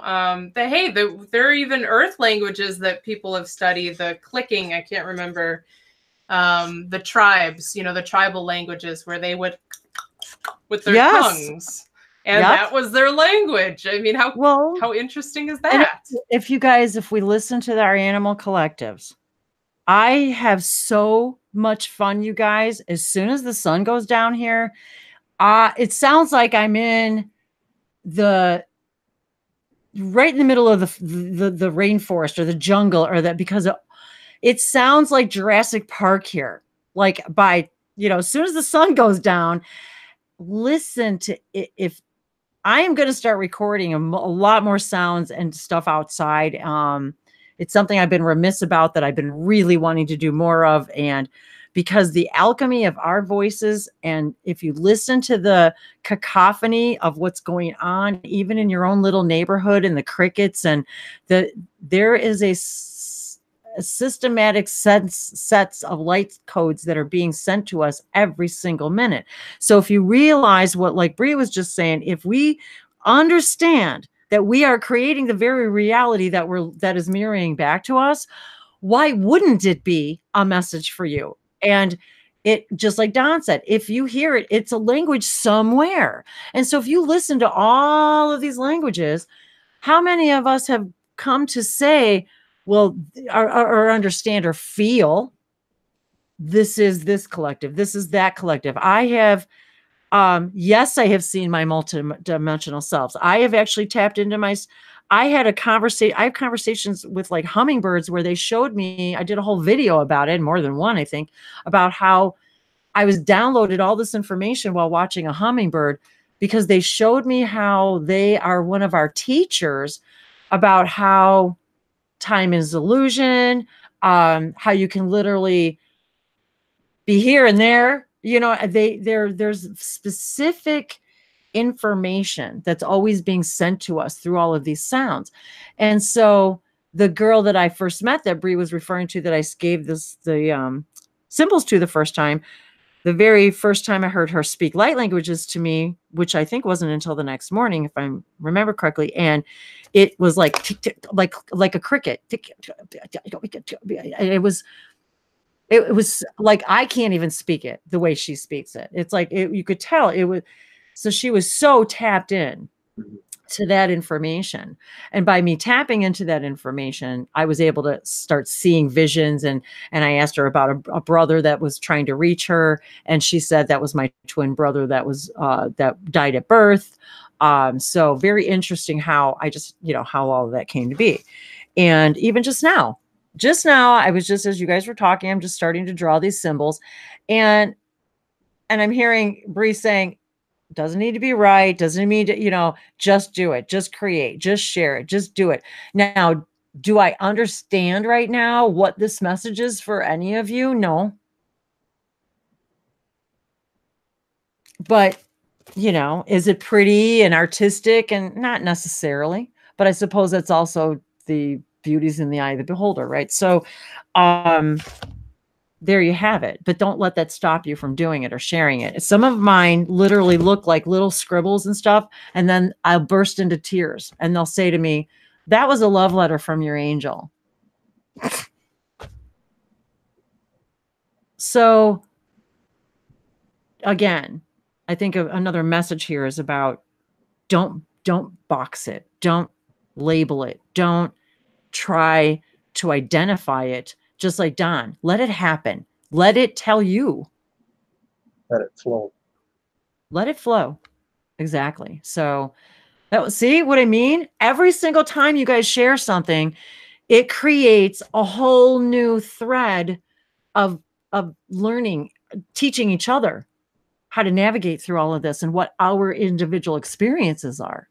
And how do I relate to that experience, and how I don't need to, maybe identify my experience the way I was identifying it, because by not doing that, anytime we define something, we create a situation where then everything we do is based upon that definition, and everything we don't do is based upon that definition. We've got to allow ourselves to allow the definitions to change. And that's a huge message. So, but I want somebody to, who would like to go next? I want somebody to share something, their light language, a comment, anything that we've been talking about. Please do.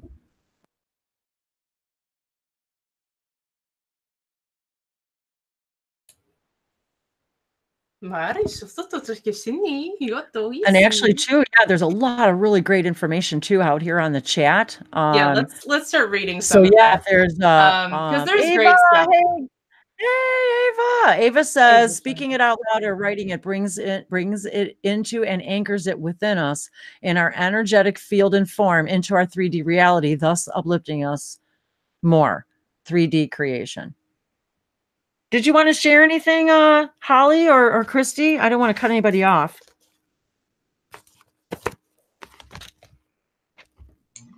And if you don't, that's fine. I'll share a message.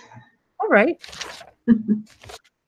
I'm hoping or intending this to be my native Nevaeh language, a blessing. And then I will go. Ashiki ashaba asai kicha alamayini asasi alakama ayini. Arakutati alamayini ashasikicha sa ayama eleni ashikechu susi alami ayini meki. Arakatia ama ayina si asha kidi analamia cha. Akotsu shia amaru tiania ketsasia shakenu aliamaka nya si shamokusia nyama adidimu susia aisia sha yinia arkatsa aya nyama si aikarayinia rashikria ma asalayinia. We wish you all well in this ascension path. This is Terra Nevaeh channeling through its creator. We here bless you all in your ascension path and send you love and blessings from our hearts to yours. Namaste.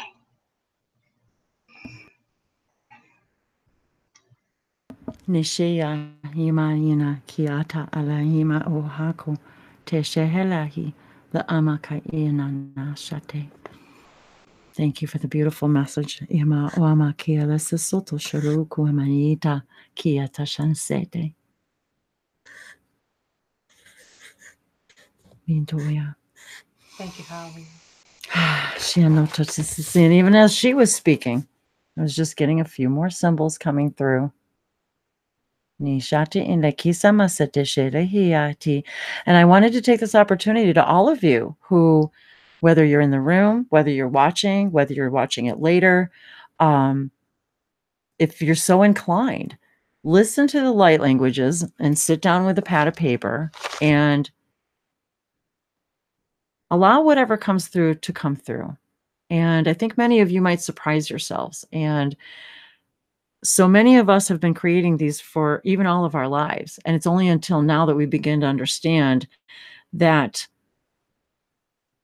even the secret languages we spoke as children, the things that we drew. One of my favorite toys as a child was Spirograph. There was something about creating sacred geometry and putting it on paper. And I know for sure to this day, look at all the sacred geometry that is in our awareness now in a way it never was before. And it was the tesseract that actually, and the triangle, that was part of my own awakening process. I just started dreaming of the name and the word tesseract, and I didn't understand why. And I started looking it up, and I started actually looking at sacred geometry. As soon as I started looking at it, things were happening. And this was years before I started speaking light languages. We have sacred geometry and everything. Look, cut open a piece of fruit. You know, I mean, it's everywhere, you guys. We've left it for us everywhere. Everywhere we have left symbols and signs and, you know, to show us. So it is everywhere. And that does help solidify it when we're writing it down. But the point is that automatic writing happens. You begin to open portals and channels within you. You begin to illuminate things within you. You begin to open up your third eye, just like we were talking about earlier. What does that mean? It means eye. What are we all trying to do here? Open our multidimensional third eyes. The third eye is the symbol of foreseeing our multidimensional selves. So sacred geometry is part of all of that. And sacred geometry and mathematics and, there was just thunder outside. So see, there you go. Bam. So, yeah, I like it. Wisdoming us from Eva says, yeah, we're, or should we call it wisdoming? That is true.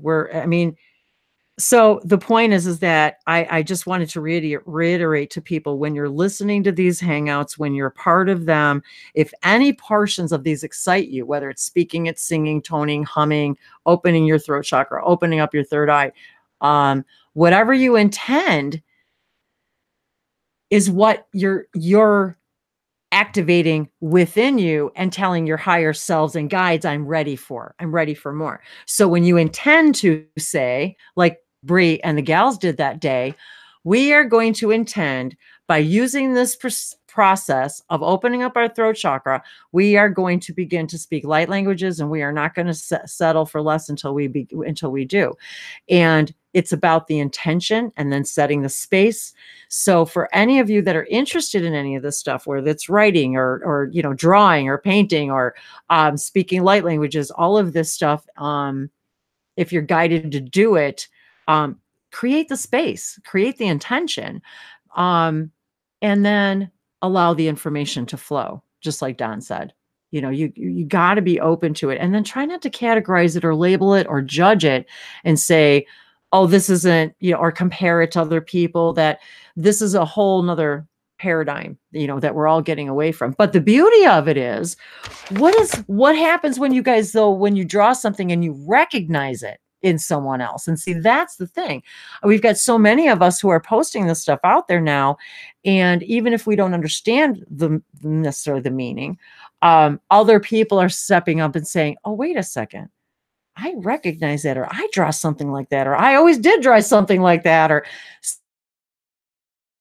so it's families, finding the people who came here to recognize the importance in the beginning of what we're doing here with light language and its powers and its purposes and how it empowers us just in a daily basis, no matter how you're using it or expressing it. So I just wanted to kind of put that out there too, to any of you who are, and that's why we create this space. If, you know, I'm so glad that Zamara was here, because that is part of her process too, of solidifying and validating that this is, that, you know, we're soul families, we're star families. She's connecting to something and wanting to share it, even if she doesn't understand what it is. And so, just like Bashar said, when you create something, there's always the other side of the coin. Always. There was always another reason, or you wouldn't be guided to create it. Always. And I even feel like right now, like I'm hearing in Don's case, that was his part of his way, his process of being able to reconnect or connect with this particular race of beings, planetary system, or whatever the case may be. So, just by him getting that excitement and intention and instinct to even do that sort of a thing. How does anything get invented? Ever. You know, it starts as an idea, and so there you go. And we anchor it, we bring it into physical reality, which Ava just had commented about in the chat. She Exactly. said, I can't even remember if you read this. Speaking light language out loud and or writing it brings it and anchors it within us in our energetic field and form into our 3D reality, thus uplifting us more. 3D creation. So, I mean, that's what, yeah, just like you said, Wendy, everything. Oh my God. And Anya says, Bree, she says, I work on a ship with a team cracking codes as well as a healing center. Wendy's dream is a reality. And you know what? I just told Bree the other night about us creating this stuff. And I told her, I say that I think we're creating a like a music center, a place where that has to do with taking this to the next level of like a music colony, a place where we are actually and then the next comment, light workers all over the world right now are flying around, drawing codes and speaking their language, lighting up the earth. That's exactly right. Every single time we draw something like this or speak together or congregate like this, we're creating an entire new portal and an entire new reality. It's almost like we're creating the portal to the new reality in a way. Because the light language energy in and of itself is the portal, right? Exactly. That's exactly it. Yes. It is what we're doing, just like how I can think of a rose, right? Okay, so I have a rose in my mind right now. Now the energy of rose is now permeating this entire space that I'm in. I'm talking about it with you guys. I'm saying rose. So now you're thinking of a rose and maybe you're smelling a rose, or maybe, so now it's in your awareness. And now the energy of the rose is in your room because you're thinking of it. So even just the idea of something, it's all just energy, including the thoughts. So bringing light language in, and I'm still learning, we're all still learning about this. Oh yeah. But I recently, had come to this, having a discussion with somebody talking about light languages being portals. And my perception beforehand was, if somebody intends to create a portal specifically with, high vibrational portal for good energy to come through, then they can channel light language and do so. But my understanding of this is evolving. And now it's like, okay, so are all light languages portals? Well, that's a very good point. And I have to wonder myself if, even as I'm just speaking them or guided to speak them, is that what I'm doing? Am I creating my own new portal, my own new bridge? Am I literally creating the very reality I desire? And then I have to say, and then I hear right now, well, just you asking the question answers your question, because you can't even formulate the question unless you already know the answer. Because speaking, okay, so that energy, I just teleported that energy from a different time and space, which is right here, right now, as everything is. So what we're realizing is that, yes, this channeling, it's just us tapping into a different aspect of ourselves, a different perception of all of creation from a different perspective that we are, but we can now mingle with and say, oh, hey, what does it look like from your side of the river? Oh, it looks like this. Hey, cool. Let's talk about it. Right? That's what all of this is. And just started pouring rain here. It's pouring and thunder. Did you see somebody said as soon as you mentioned Angela, was it Angela that said, I have thunder at the same time. That was hilarious. That is amazing. It is absolutely pouring right now. And thank you, Ava. Yeah, thanks for your contribution. And that all of this is so. Hey, Jody. Jody. So Jody says, I'm setting the intention to draw what I see in my head. For instance, what I saw while Will was speaking at 444 yesterday. It drives me crazy because as soon as I open my eyes, poof, it's gone. So that's another thing, you guys. I've actually sat there with my eyes closed. Draw with your eyes closed. Yep. Because for what I'm learning about the third eye is everybody has different ways in which they experience all of these gifts. So for some people, they might be having their eyes open and having all of this and they're seeing it in their mind. Whereas some people, you have to close your eyes at first, right? And it's always evolving. It's always changing. But that's something that I was suggested recently is stop thinking that the way that other people do it is the way that you do it, or the way that you have to do it, or the way that it has to happen and there's no other way that it can happen.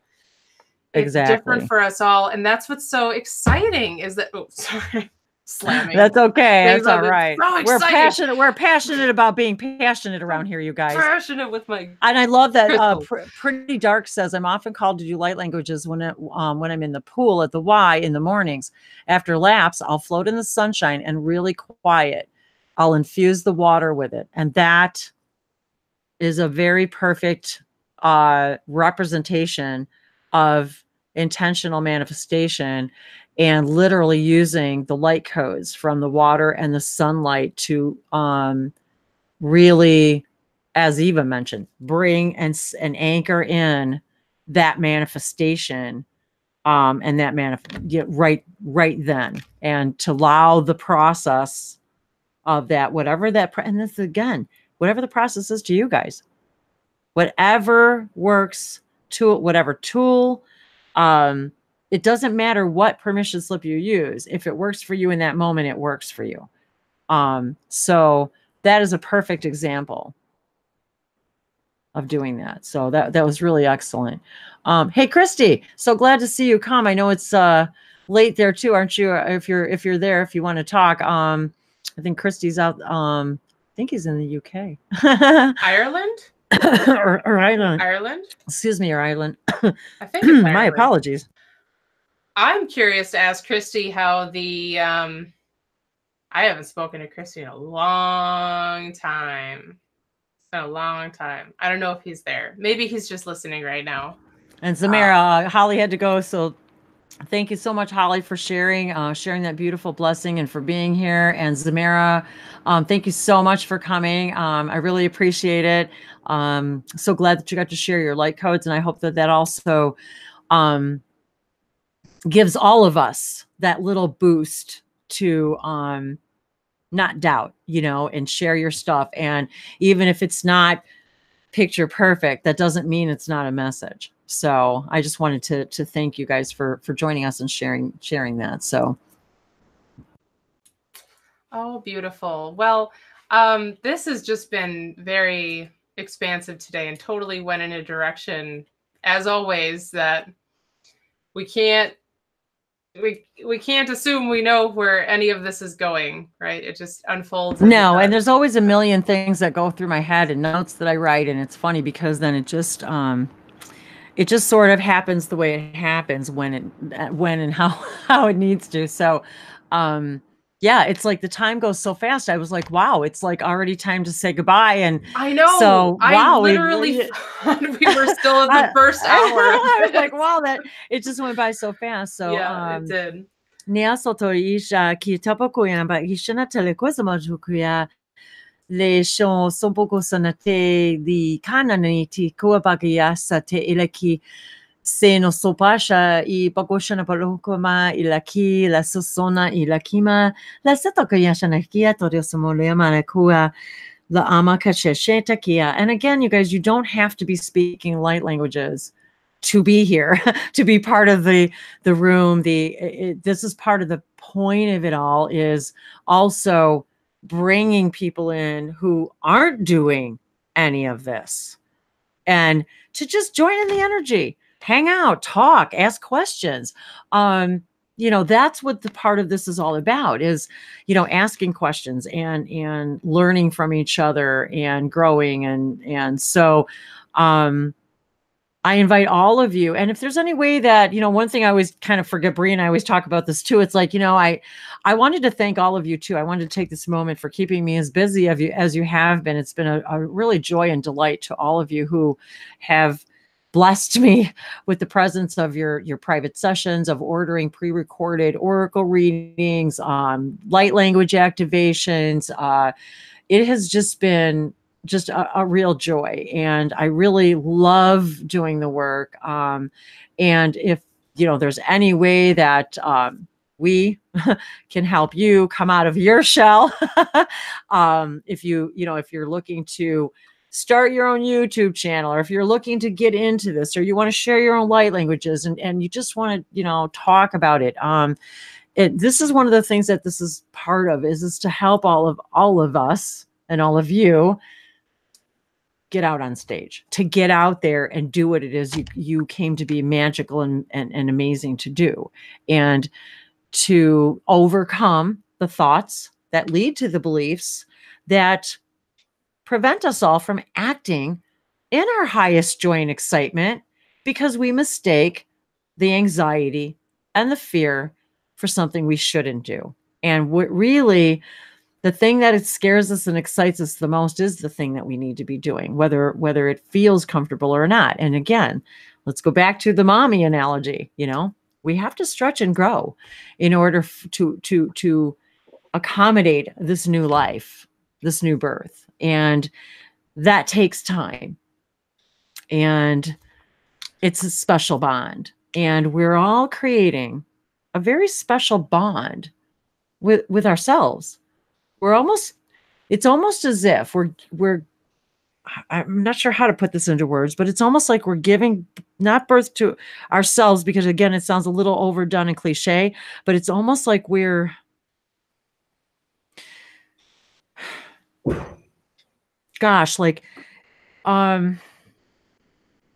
I guess I wasn't really sure exactly where I wanted to take that, but just that the opportunity to give birth to a new way of seeing our reality, and therefore the magical manifestations that happen as a result of that new belief. And that's what, and the mentorship has been amazing, how, where we really dive deep, into this stuff, that sometimes this stuff takes a little time to work through. So whether it's, just all of these ways that we can help each other, and all of you who are out, who want to go out there and help others do this too, or just do it to make the world a better place. And because it's something you just want to do, because it's like, why do we create anything?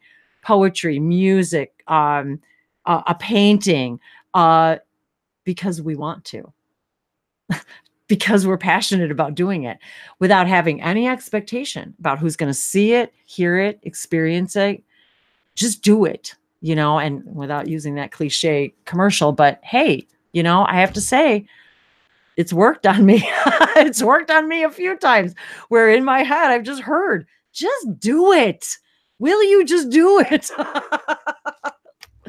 So yeah. And Christy, I just want to give him another chance before we say goodbye. But I just love you guys. Hi, Christy. I just want to make sure you get the opportunity to say hi. And if not, that's okay. I just wanted to give everyone the opportunity while we're here.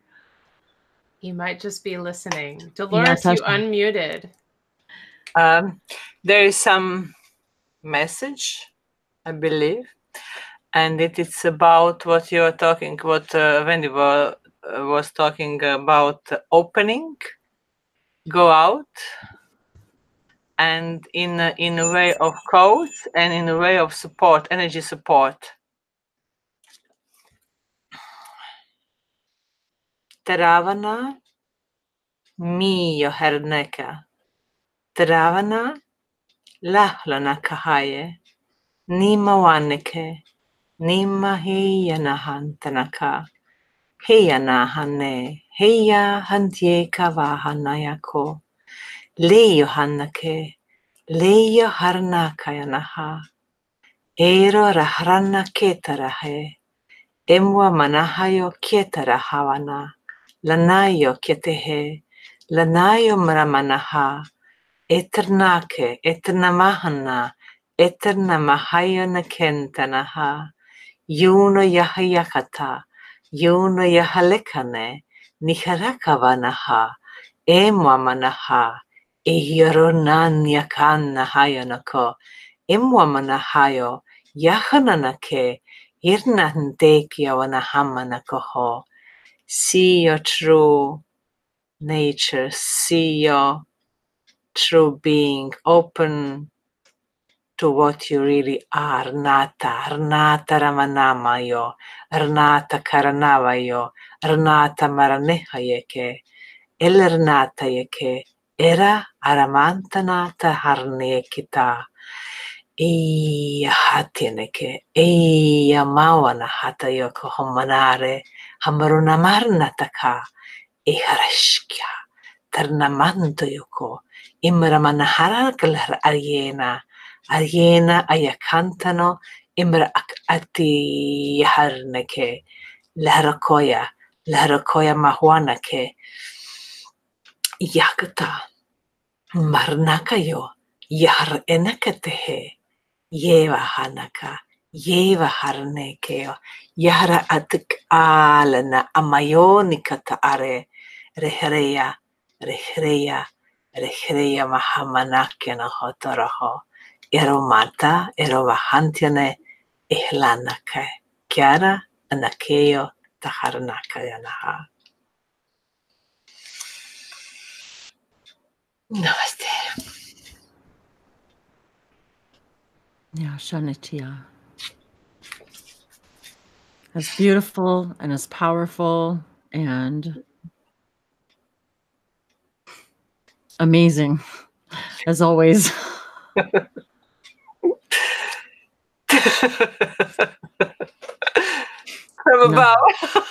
Nahara ita hino yako ona anashate eki kiato heno oa nikito koyana.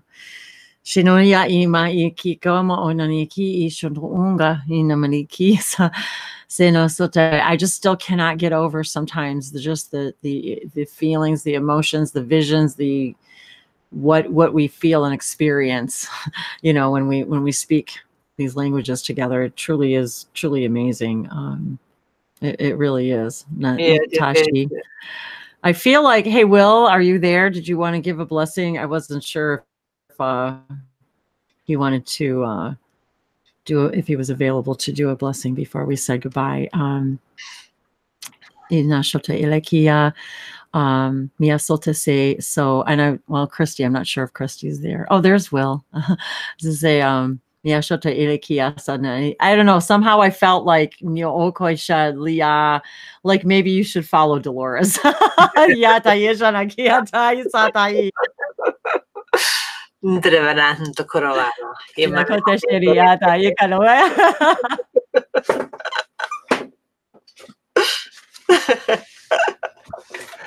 Now that I'm unmuted, that was a beautiful blessing.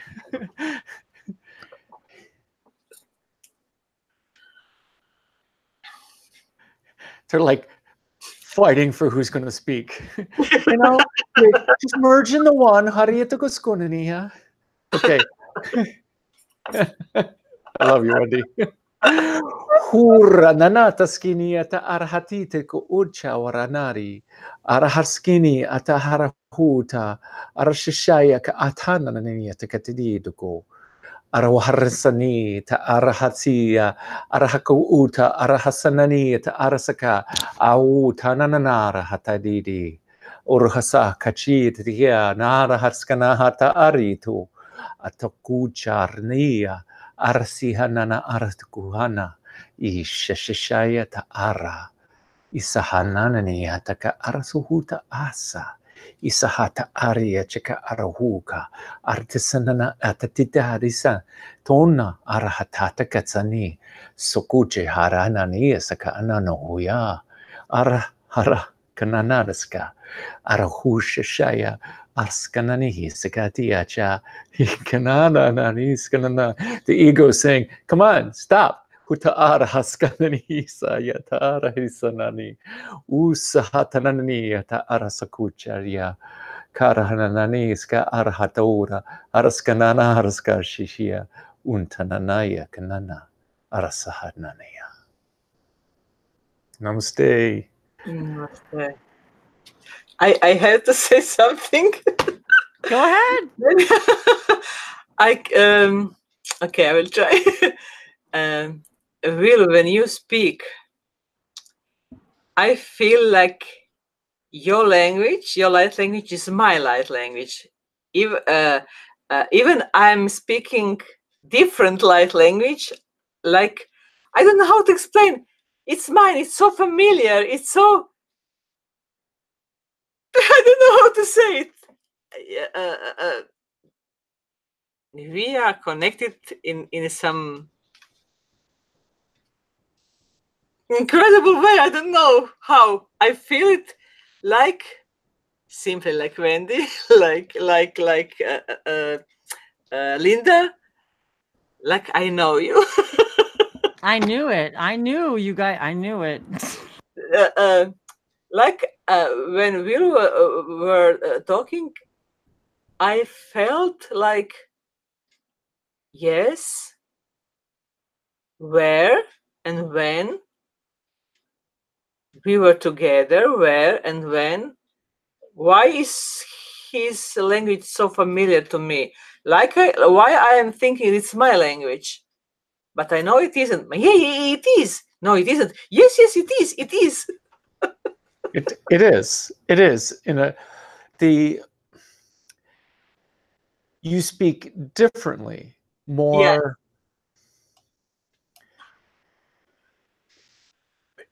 The words that you say are multidimensional anyway. Yeah. So what comes across in the word, the vibration of the word, is a complete sentence and idea. Yes. But even your words. So to go back to with what Bree was saying, with the cymatic science behind ancient Hebrew and how it comes to form the letters. Each of the syllables in any of the, I want to call them root languages. So they used computers and linguists, and they derived all the different proto-languages based on computer artificial intelligence and running through the linguistic meanings and soundings of the words. And then they mapped all that to the migration that's in the fossil record.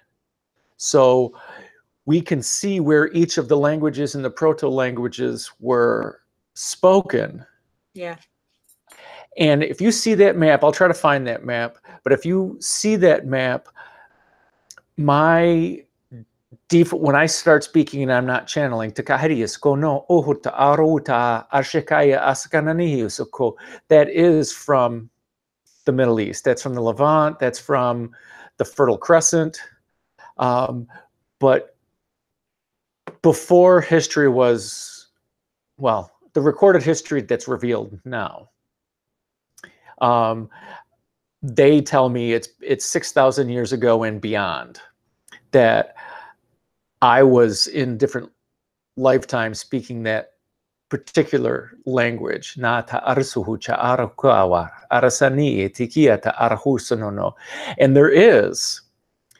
there are, so up in Kazakhstan, the migration out of Africa, the first one, what in the fossil record, was about 70,000 years ago, and they went down to Oceania. And they stopped in southern India for a bit, but that's how they're Aboriginals. That's the theory today in the fossil record of how the Aboriginals got there. And then about 50,000 years ago, another group left Africa. And they couldn't quite get to India. They tried to, but then they went north because there were some recedings in the in the Ice Age, in the ice. So they went up to Kazakhstan, Samara, and settled there for several thousand years before they migrated everywhere. The big star happened because of that. And then they came back down various ways into India, creating Sanskrit, into Iran, which the language is Avestal, and then over into Iraq, or the Middle East, or the Fertile Crescent. And to me, that's my language. They're sister languages. Ariskara, Arahuta, Arasiki. So a lot of the syllables that I say, they have the same meaning in Sanskrit. But that is well documented in the meanings. So when I find a word that's in Sanskrit, I take the meaning of the word, but I want to look at each of the root syllables to find out what it is and how does it come together. And there was a migration that was east. I don't know if you believe that your past lives have spent a lot of time in Croatia and in Hungary or anywhere along the Danube. I consider the Danube my river. Okay, so I've had plenty of lifetimes along the Danube River. That's my life's blood right there. And so language is transformed. So I see we can have whatever excuse we want to be soul siblings, okay? I'm so happy that you resonate with my language. And if there's anybody else out there that resonates with my language, just send me an email. You know what? When I'm speaking my language, I don't expect that I will understand, that I will know what. But when you are speaking your language, I feel like now I will exactly know what he's speaking. No, I will know now. But when I'm speaking my language, I don't have that feeling. Do you understand?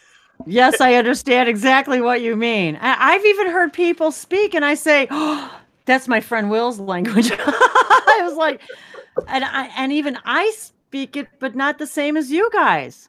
Nashi shana chia emika jana di bayana de ikwashano ma itaki kiashano to ikasha. Zamajanakieta yensoba inshanakia todia jamanaha nama ukoakaki. Samajanakieta yensana. It's really weird too, you guys, that I meet Alex, Sasha, and he's from that area of the world as well. And then I've always been drawn to go to Croatia. I have no idea why. So now you know. Now I know. It's like as soon as I met you and I met Sasha first, but as soon as I met Alex and then I met you, and I'm like, okay, there's something to this. And you guys, I've known Will a long time. All this is news to me. Well, your language, you and I spoke your language, your dialect of that language. We've spoken that one off planet. Oh, so okay. Yeah, no doubt about it. You know, even the bricks. And you guys got to understand too, he's a programmer, so he understands computer language and binary and ones and zeros and all that crap. It's kind of funny too, because right behind you, I noticed this yesterday in your hangout last night, and it's been glaring at me, and I had to finally mention it. Even the bricks behind you are symbolic. You've got white and black, and your head's right in the middle of them. So you got this perfect balance. But what I'm seeing is like light languages. Like I'm seeing like the pattern of the bricks is like also a light language message, even if it's just dots and dashes. And as we know, guys, dots and dashes, you know, that's also a language. It's like dots and dashes are the universal language, aren't they, guys?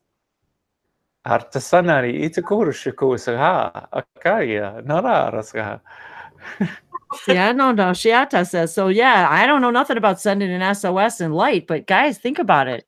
Light language? Itaraua. Think about that. That is a form of light language, and that's in its literal sense. Literally. And even we were talking about, Bree and I were talking, because anybody who's under 30 probably doesn't even know what freaking shorthand is. But I took shorthand in high school because it was a way of dictating for a secretary to take her boss to take notes of dictation from there long before there was recording. There were recording devices. It's not like I wasn't around when there was tape players. Yes, I did live and there was tape players, but the point is, steno pads, it was a language, you guys, and if you don't know what shorthand is, each symbol, some of them can mean a whole sentence or a string of words. I took like 2 or 3 years of shorthand, hated every minute of it, but I understood, but I was fascinated by it because, and now that it's all coming back to me, how many things I think of today, I gotta wonder, you guys, right now, I'm thinking this out loud. I got to wonder now, all of that shorthand stuff that we were writing all that time, and actually there's translations to it. I also felt that was part of my activation process about putting a whole, to activate the idea in my mind about the idea of putting a whole sentence into one symbol. But it's frustrating to learn shorthand because so many of them look the same. They're very similar.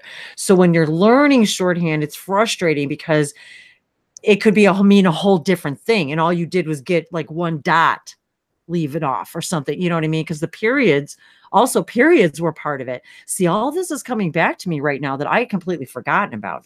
And it's funny because I use a lot of dots in my light languages, as though they're somehow an extension of the idea or something. And so all of this is just kind of coming back to this whole idea of shorthand and stuff. So it's really fascinating how we have, as humans, have already been evolving by way of trying to shorten, information into one thing. So, into shorter things. So anyway, I don't even really know how I got on that idea because it reminded me of Sanskrit and it just reminded me of all what we're talking about. And then the SOS, the light language. That is somebody made up a language in light and said, this is what this means. And we're going to make it universal. And anybody who understands it knows that that's what these lights and dots and dashes mean in Morse code. So this is how we're going to send some information. And to this day, I'm sure it's probably still used in some form, so anyway, I digress. As always. So Wendy, thank you for that. You got light language in your bricks there, pal. I'm just trying to tell you. Yeah, I get that. I get that. And what I want to say is connect in for a moment to the vibration of the person who originally came up with shorthand. Okay? It's an effing light language. Okay? They were tapped in and they said, uta arshiki chakaska akanana artakatika ura sahanana arshiku ura. See, Bree totally gets it. She's cracking up. Exactly. I gotta make up some Aritinonora Horsaya.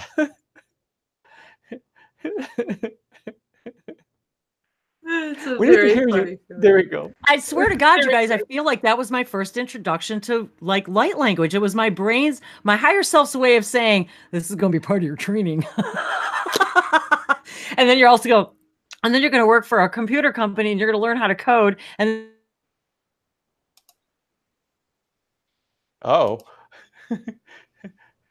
and then that. And then there was a pause in the universe. No, Tokushishi and pause. Because she was about to send out vital information to the universe, to her viewers, which it's above your pay grade. You can't talk about it right now. It's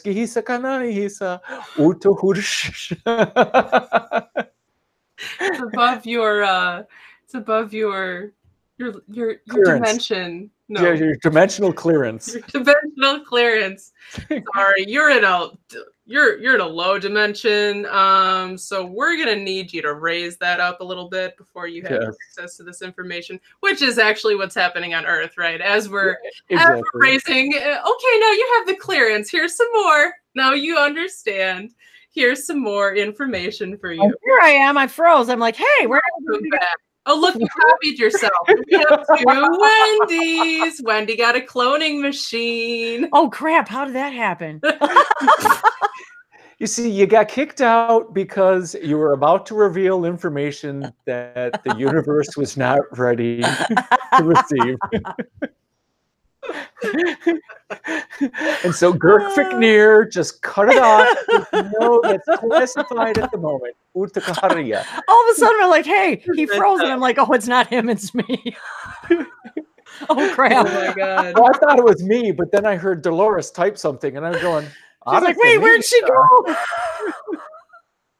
I think we just create way too much energy, you guys. Yeah. Internet crap, because it's...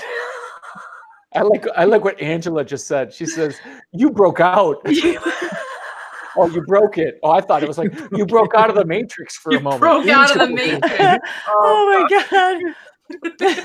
Just a glitch in the multiverse. Yeah. Sharmati says it just caused a glitch in the multiverse. Yeah, we're always doing that, by the way. We sure are. That's why I'm not allowed to ride a bike anymore. Because when you ride a bike, you can't be switching timelines. You crash.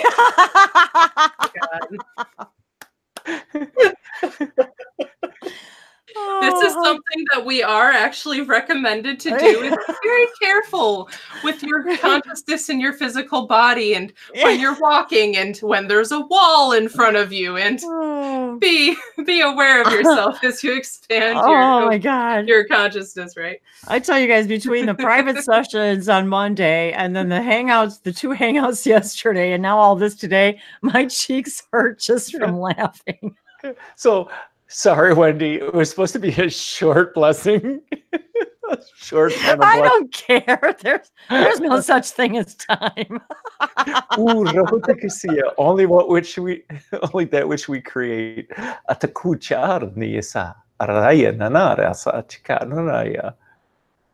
Yeah.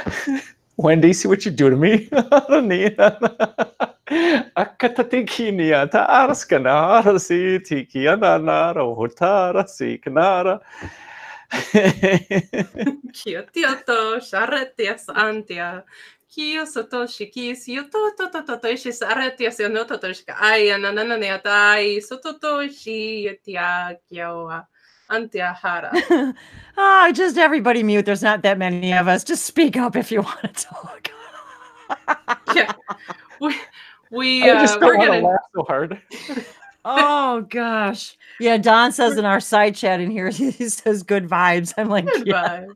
Yes, it is. Yes, Angela's cracking up. See, so you guys got to come in here and join the room so you can laugh with us. We love you guys. This has been great. This has been great. That's so funny. She shorthanded it and it glitched. Shorthanded your internet connection. That's what you did. Yeah, I sent it some words. Some spells. Remember, you guys, spelling to cast a spell. That's what spelling is. That's what language is. That's what manifestation is. Just spell it, and so it is. Oh, you reminded me. I wanted to read this. See, I guess I was supposed to remind her of something.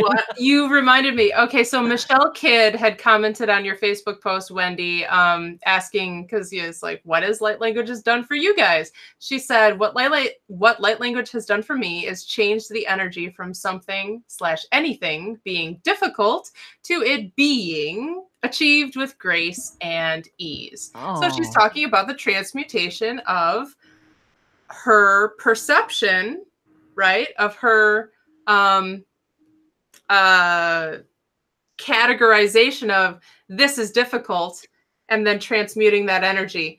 I can make this easy if I perceive it as such, if I go into it with a different energy. So that was cool. So thank you, Michelle, for posting that. And in upcoming Hangouts, which we have every Wednesday at 1:11 p.m. Central Time, we can talk about all sorts of more of this stuff. With that said, Wendy's website, again, is languagesoflights.com. And if you would like to support the work that we do, if you would like to see more of the goodies continuing to expand, we are looking to expand this platform. Apparently, Google Hangouts on air. This is going away. This is going away soon. So this is why we're taking advantage of this right now, you guys, because right now we have a free platform to do this, and we don't know how long. It's in 2020 sometime, and I'm not sure when, but the way we do this now won't be this way anymore, and we're not sure what's going to come. But so yeah, this is one of the reasons why we're doing it this way and enjoying it while we have it before we have to make some other changes and decisions. So yep. So with that said, if you guys want to support our work, Wendy does have a donation button on the contact page of her website.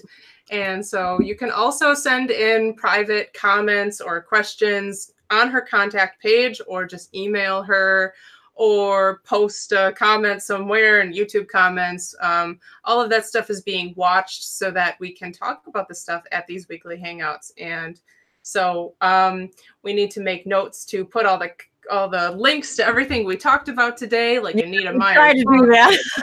And everything.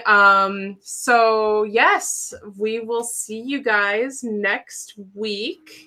And is there anybody else? I just want to make sure. Don, anybody, Christy, anybody else who wants to say anything, but who didn't get a chance to say goodbye or make any final comments or blessings? I just want to make sure everyone has the opportunity before we say goodbye to everyone. And if not, that's okay too.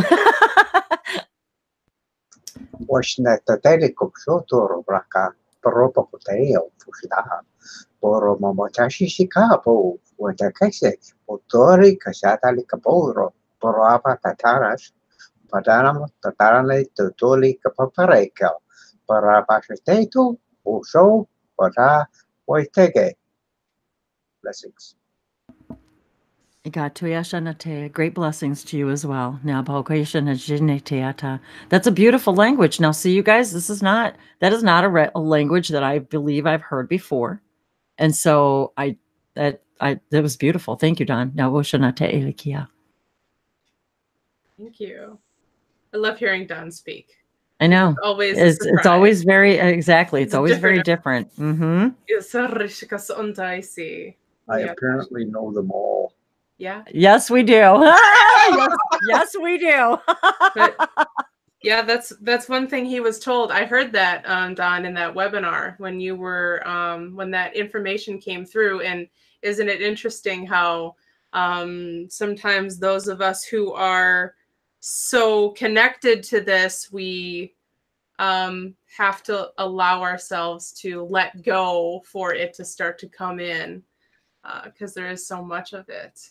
And you're just speaking. We're doing on so many levels. And he's speaking so beautifully and so fluently, and it's really lovely to see your own process. It's been really delightful. All of you, truly. But yeah, definitely, Don. Thank you so much.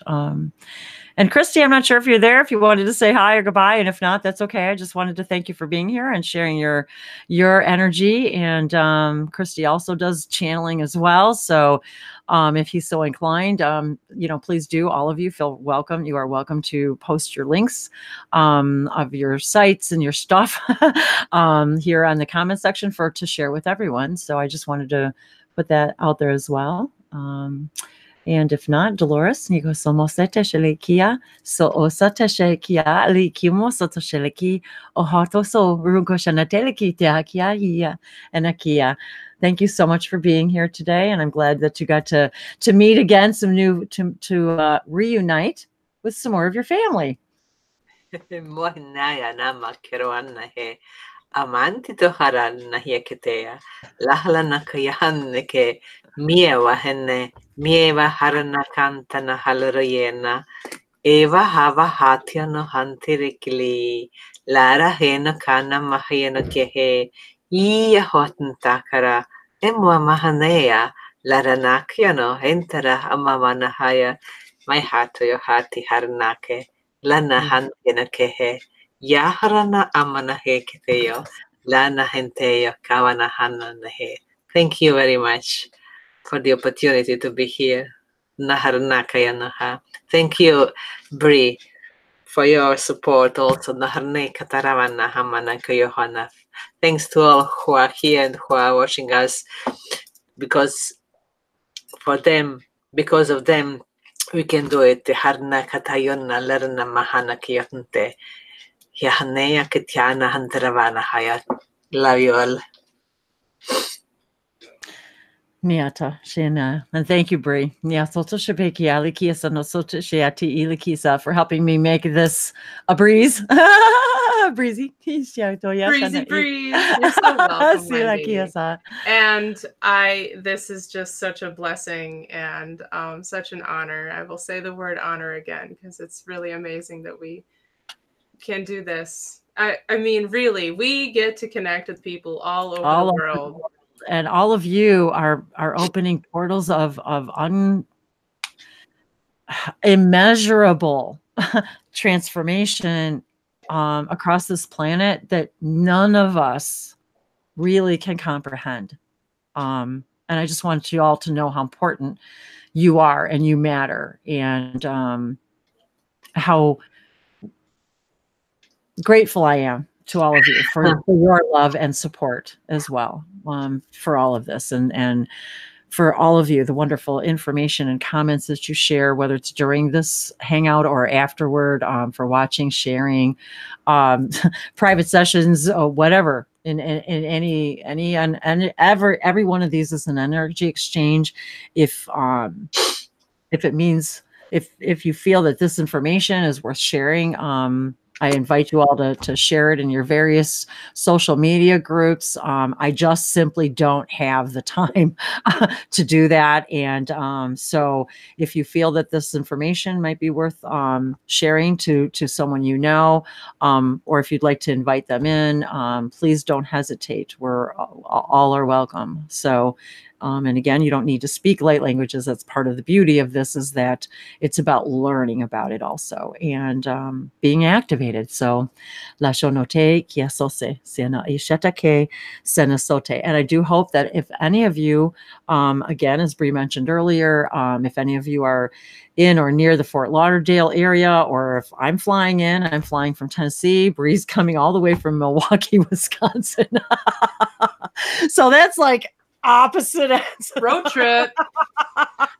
So yeah, if any of you are so inclined and like to make the trip out there, the venue is just absolutely lovely, and they're giving us some really amazing discounts on the price of the rooms, and they have extended the price of the special discounts for a few days prior and a few days after for anybody who wants to stay.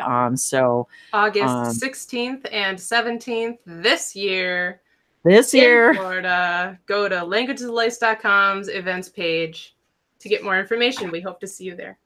Yes, and so I'm very excited. So thank you. And this is our first time, me and Bree, doing an event like this. So it's all new for us too. So new babies, new beginnings. And to all of you, great new manifestations.